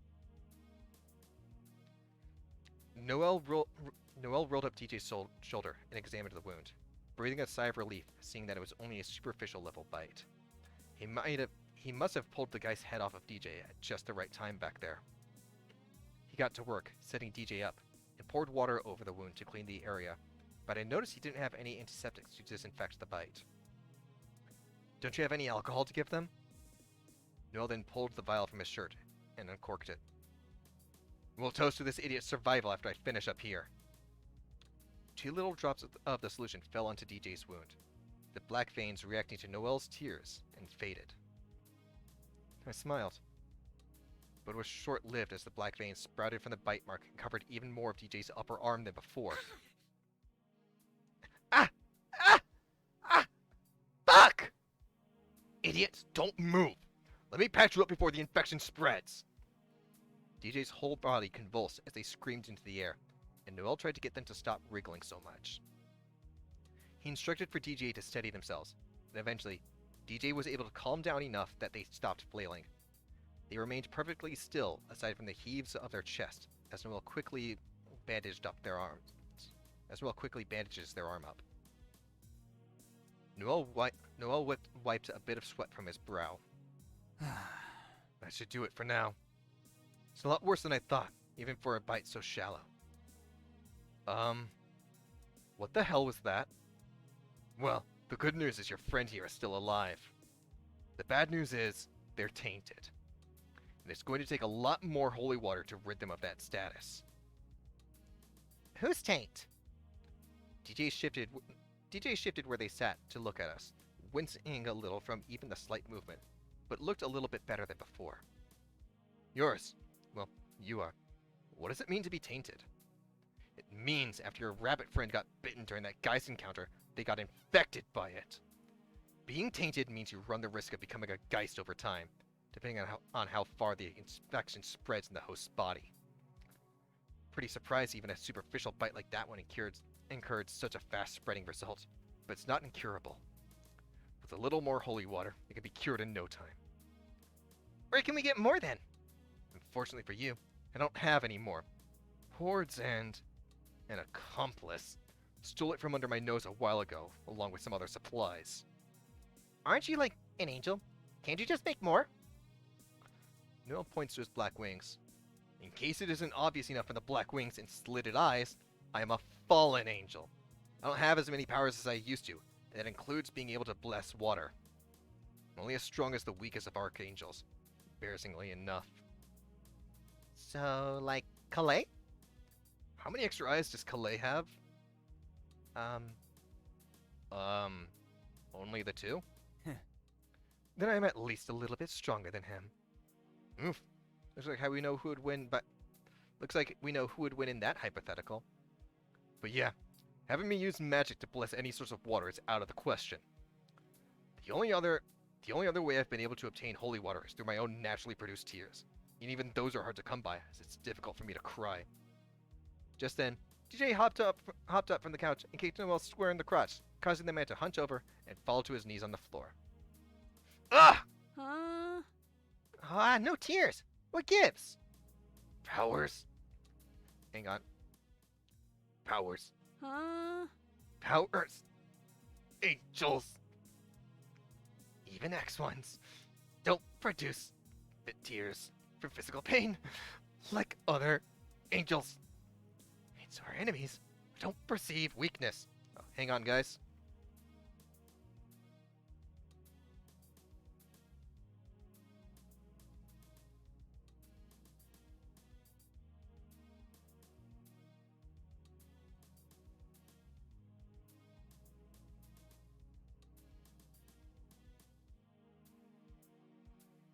Alright, back.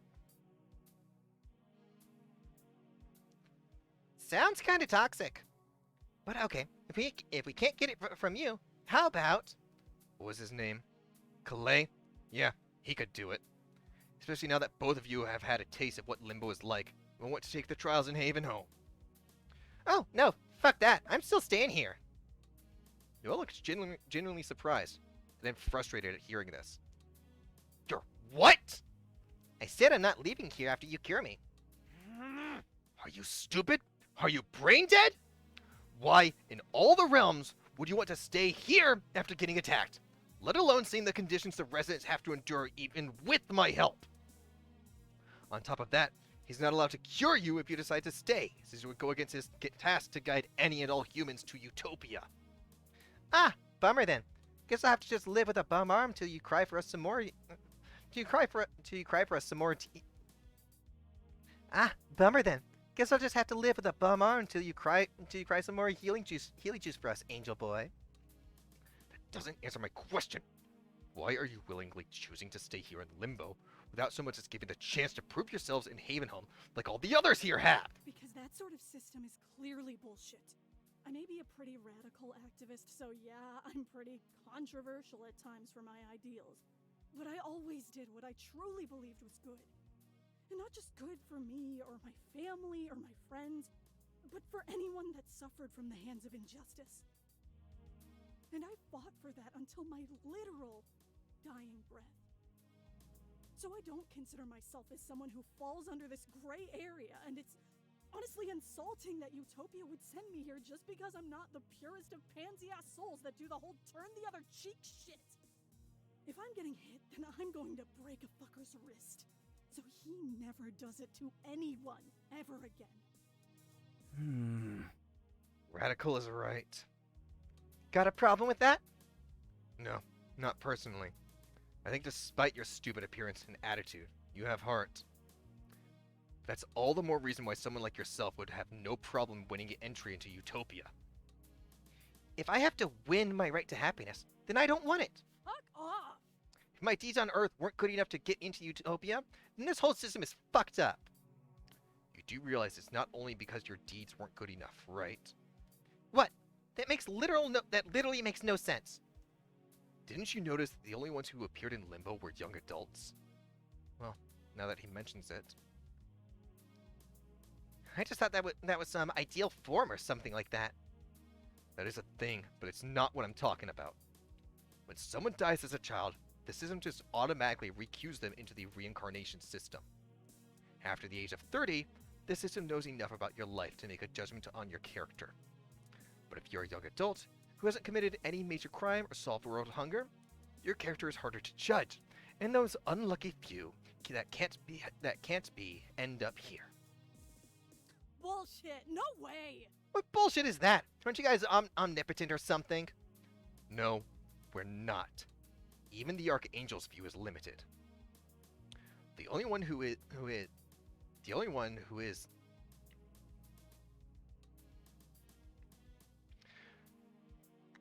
who is the combined choir, and they split into 8 fragments near the start of the universe. The trials were set up as a way to ensure that good people who were sent to Limbo have a chance to get into Utopia. So why doesn't that pretty angel boy just look at my records and send me on up then? I shouldn't have to take some post-life tests I didn't even study for.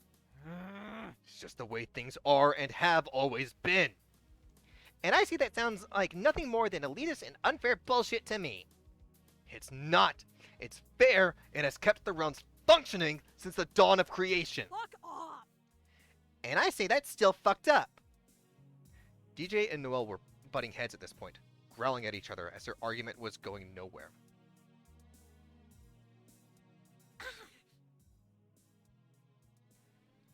It only stopped because DJ's arm knocked some of the wind. It only stopped because DJ's arm knocked some of the wind from them, and they were forced to sit back down.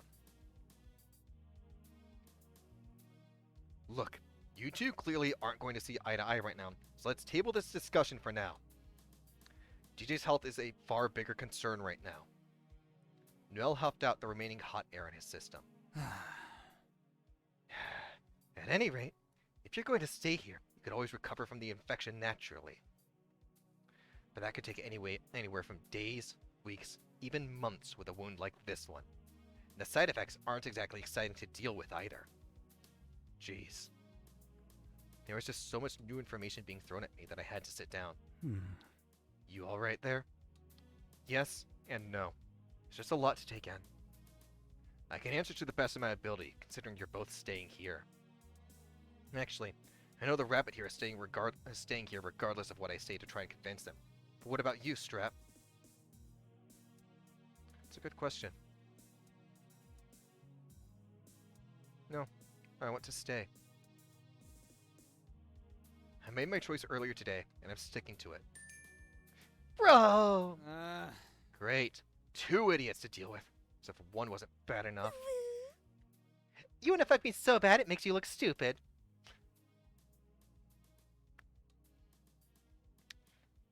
I'm going to go into the, it's around 3:17. I'm going to go into the, video of the VOD of this afterwards. I'm going to screenshot that, because that's a good fucking line. Hey, watch it. Hey, Rabbit, I'm Ace. Oh, what? Oh, so you're just stupid then. At any rate, if you have any questions, it wouldn't be too much of a bother to answer now. Questions for Noel? Quick save, in case I only get a few.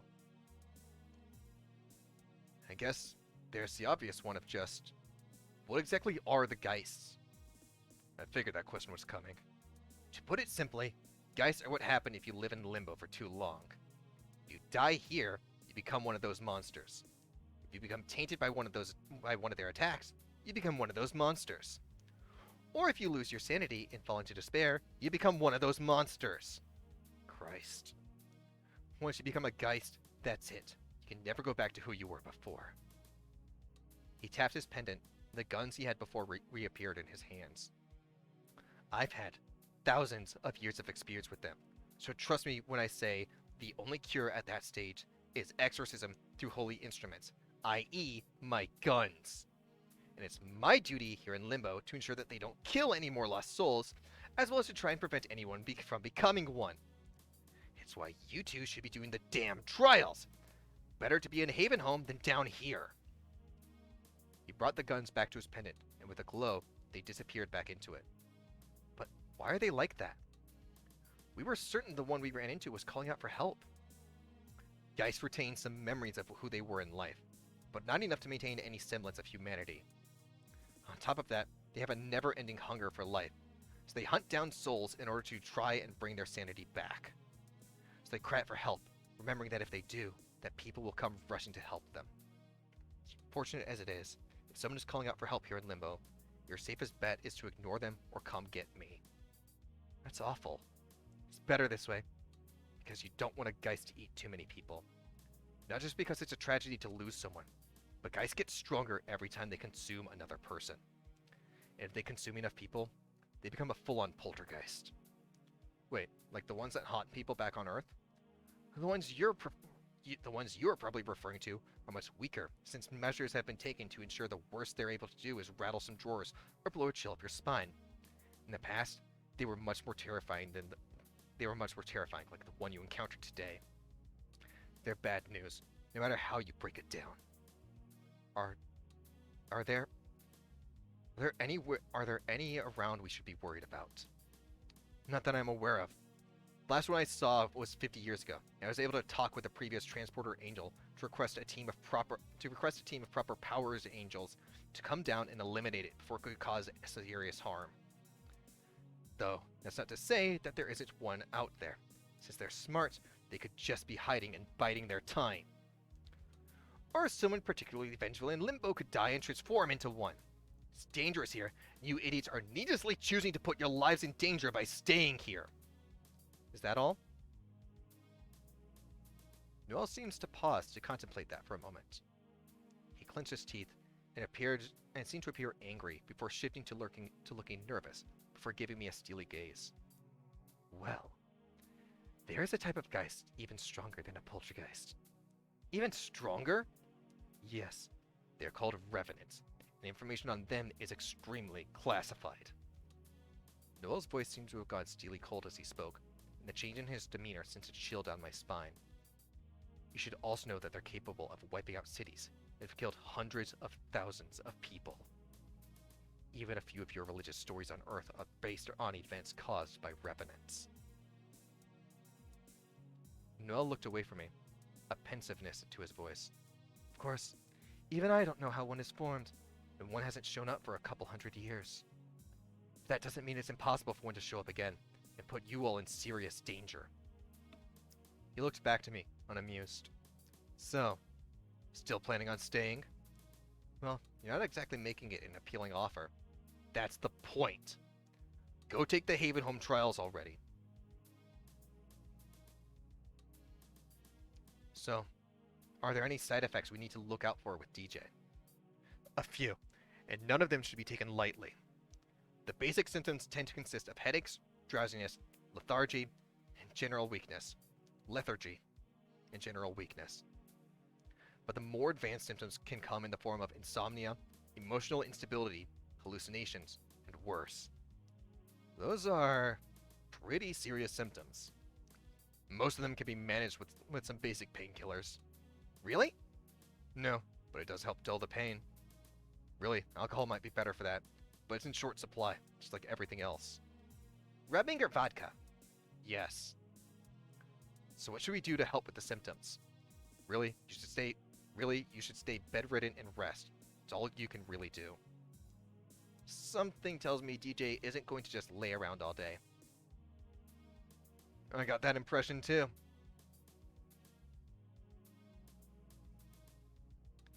You could tell us more about the neighborhood. What's there to tell?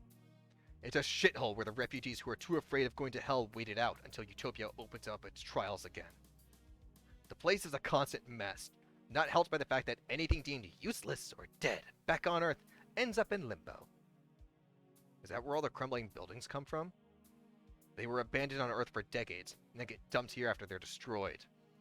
Even if you try to start cleaning this place up, it's a matter of time until the trash starts being more than you can take care of. So anyone who even tries starts to realize the futility of it within a few days. Damn, That really sucks. Just sounds like an excuse to me. Look, Utopia system might not be perfect, but getting to live a year up in Havenholm is better than staying down here. And as much as it sucks going to literal hell, at least you'll never risk becoming a Geist and having to be put down. Which would mean having your soul forcefully exorcised and carrying the trauma over to the next life. Being born in the next life with depression or anxiety hard-coded into your soul. You don't want that. That's pretty scary. That's why I'm telling you, go to the damn trials. This isn't a place for humans to live. Most of the people here only stay so they can get another chance at the trials, or they're too scared to face the fires of hell. While I don't blame them, it puts a strain on everyone the more people that stay here.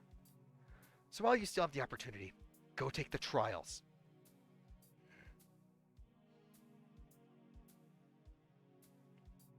I didn't have any more questions to ask at the moment, and DJ seemed to have been waiting to say something. You said that Horde's dude stole the other medicine and supplies, right? That's right. And I doubt you're the kind of person to just take that sitting down, especially coming from a crackhead like that guy. Of course. So, tell me, what were you planning to do about it? Steal it back, of course. The only reason I haven't yet is because his accomplice turned into the Geist you just met, and I prioritized putting it down first since he became pretty violent. I'm not below stealing back what was rightfully my residence in the first place. Aw, yeah. So you aren't a total goody two-shoes prick. Watch it. Don't push it. DJ gets up from the couch, looking much better and fired up than before. So, what's the game plan? Are we gonna bum rush them all and force him to give it back? That would be a certain failure. Boards himself alone might not be that big of a threat, but a small army of tank-topped men that patrol his turf are. And angel hands, even fallen, are forbidden to take the life of any human or risk being exterminated. So we'll have to be more stealthy than that. Noelle walked over to a closet and pulled out a ready-to-go duffel bag. Inside were some ropes, lockpicks, wire cutters, and some other essential items. But most notably was a shiny metal bat that DJ reached for, but was subsequently denied as Noelle zipped the bag back up. Most of these were for the original person I was going to pull this off with, until I found out they were double-crossing me. Well, they're mine now since I'm going to be your new partner in crime for this. I don't know if you're really up for this given your condition. Then I want to help. Oh, what? It's you and me through and through to the end, DJ. Fine by me. Never hurts to have a spare hand to carry stuff around. So, do we need anything else? We do, but it's not something we can get here. We'll have to go scavenging for it. My plan is to set up a trap to lure Hordes out and distract him. For whatever reason, he seems to be obsessed with a certain brand of juice boxes by Golden Acre Farms, and only that brand. They're called Honeycrisp, and their mascot is of a pink child, so it's hard to miss. Normally, Hordes would control where they pop up as best as he can by monopolizing the locations of the dumpsters and trash cans. But on rare occasions, one will spawn within the dumpsters in our territory. Yo! Aw, sweet. We're going dumpster diving then. I always wanted to do that. You can at least mark that off your bucket list, because that's what we're doing. With the plan set, we made our way towards the convenience store where most of the dumpsters had been collected. Noel patted his hand against the large metal boxes as we approached them. There were, conveniently, 3 in total that were in the neighborhood's possession. Just as we were about to do our thing, someone came out from the store's back door. Careful when digging around today. Some rats found their way in and nicked me pretty good. I'll be sure to patch up whatever route they took to get in after we're done. So it doesn't happen again, Chance. Mighty kind thanks, Noel. Oh, and managed to find some extra provisions in there. Y'all mind throwing some of that my way? Malcolm and I would appreciate it since it's your anniversary, right? I'll see what I can do. With the rats eating away at some of it, I can't make any big promises. Right. I'll be inside. Knock if you need me. Chance then headed back inside with a silent nod, and DJ piped up. Aw, love can still bloom even in a place like this. It surprises even me. But anyway, it's digging time, folks. We're not leaving until we find some juice boxes. While searching through the trash, I can't help but make the correlation between all the old abandoned buildings and the perfectly fine food that apparently ends up in the trash. Make another save. Right here.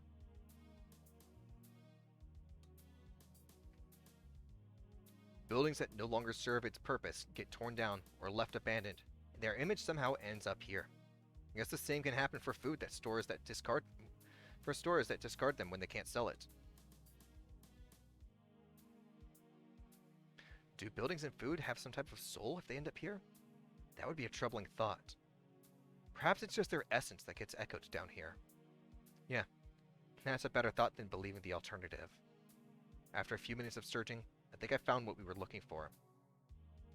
Apple juice carton? Check. Pink child? Check. Golden Acres logo? Check. It was pretty intact, too. I was about to leave the bin when I noticed some pretty decent looking potatoes still wrapped up in its original bag.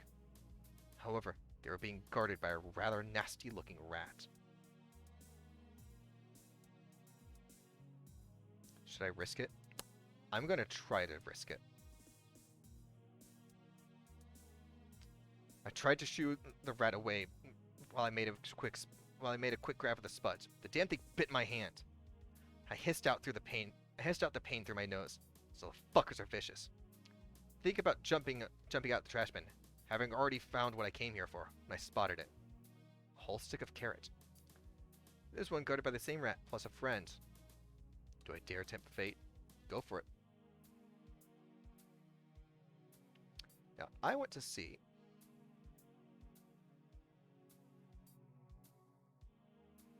Okay, nope.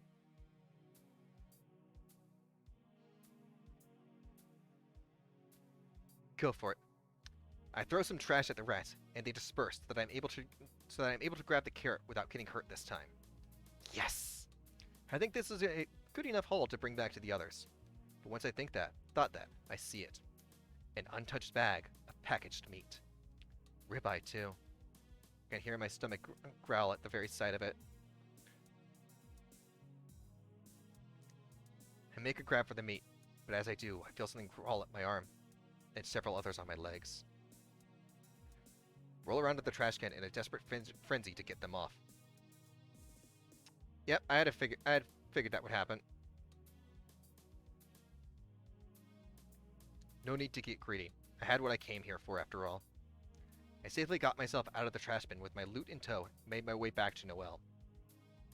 Found one! I got out from the bin and showed the fruits of my labor. Golden delicious flavor. Wait a minute. Why are you hurt? I had to fight some rats off for it. Well, aside from a few cuts and bites, you should be fine. Golden delicious flavor. Nice. That's his favorite. It's perfect. Nice, nice! I found one too! I had to fight off a rat for it, but the bitch is mine! Small bits of freshly risen blood appeared around DJ's bandaged hand. Do I even have to bother pointing out the obvious?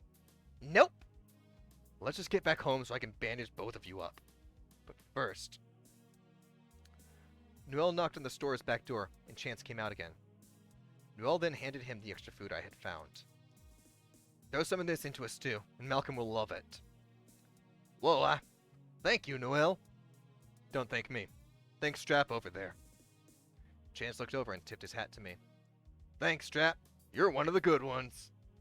I couldn't possibly keep all this, though. Ah, wait. Chance ducked back inside and came out a few minutes later with some cheese in hand.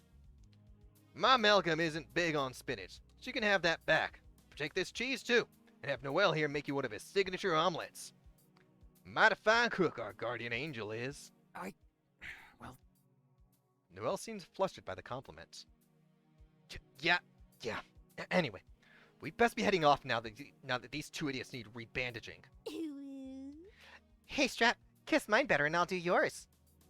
Chance waved goodbye to us, and we headed back to Noelle's home. Once we got back to the house, Noelle took our extra food and the juice boxes over to the kitchen fridge. I plopped myself onto the couch, and DJ did the same. Man, It's only starting to get dark out, but I feel I could pass out on this couch here and now. Yeah, no, same. It's been a long day. You two should rest here for the night, then. Strap can take the couch, and Rabbit can sleep in my bed.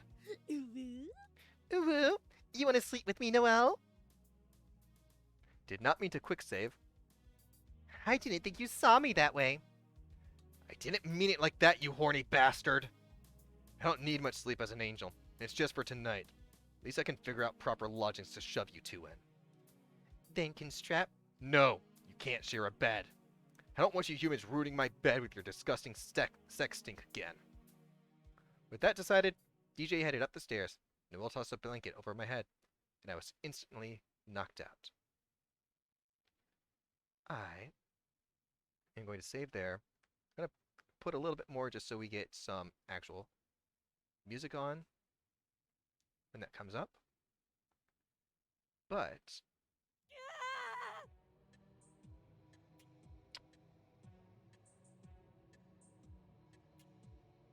you know what? I'm just going to do it like this then. And I already know who we're going to drop by. So y'all, have a good one. My name is Strap Streams. Anyway, thank you guys all for coming. It's been really fun. This is only part 1 of the TJ route. We are going to be continuing with more repurpose going on. And as I said before, we are going to be doing all of TJ's route. So we're going to be doing hopefully aiming for the good route where like we romance DJ. Then we're going to be going and going for Mitz, and then we're going to be going for Rosita. And after that, I might just go and do the bad or neutral routes for everyone if I wasn't able to do that. And once that's all done, we will be doing Repurpose once a year every Valentine's Day, where I will play through an entire other person's route. So yeah, thank you all for coming, and this is Strap Streams, signing off. Catch you later.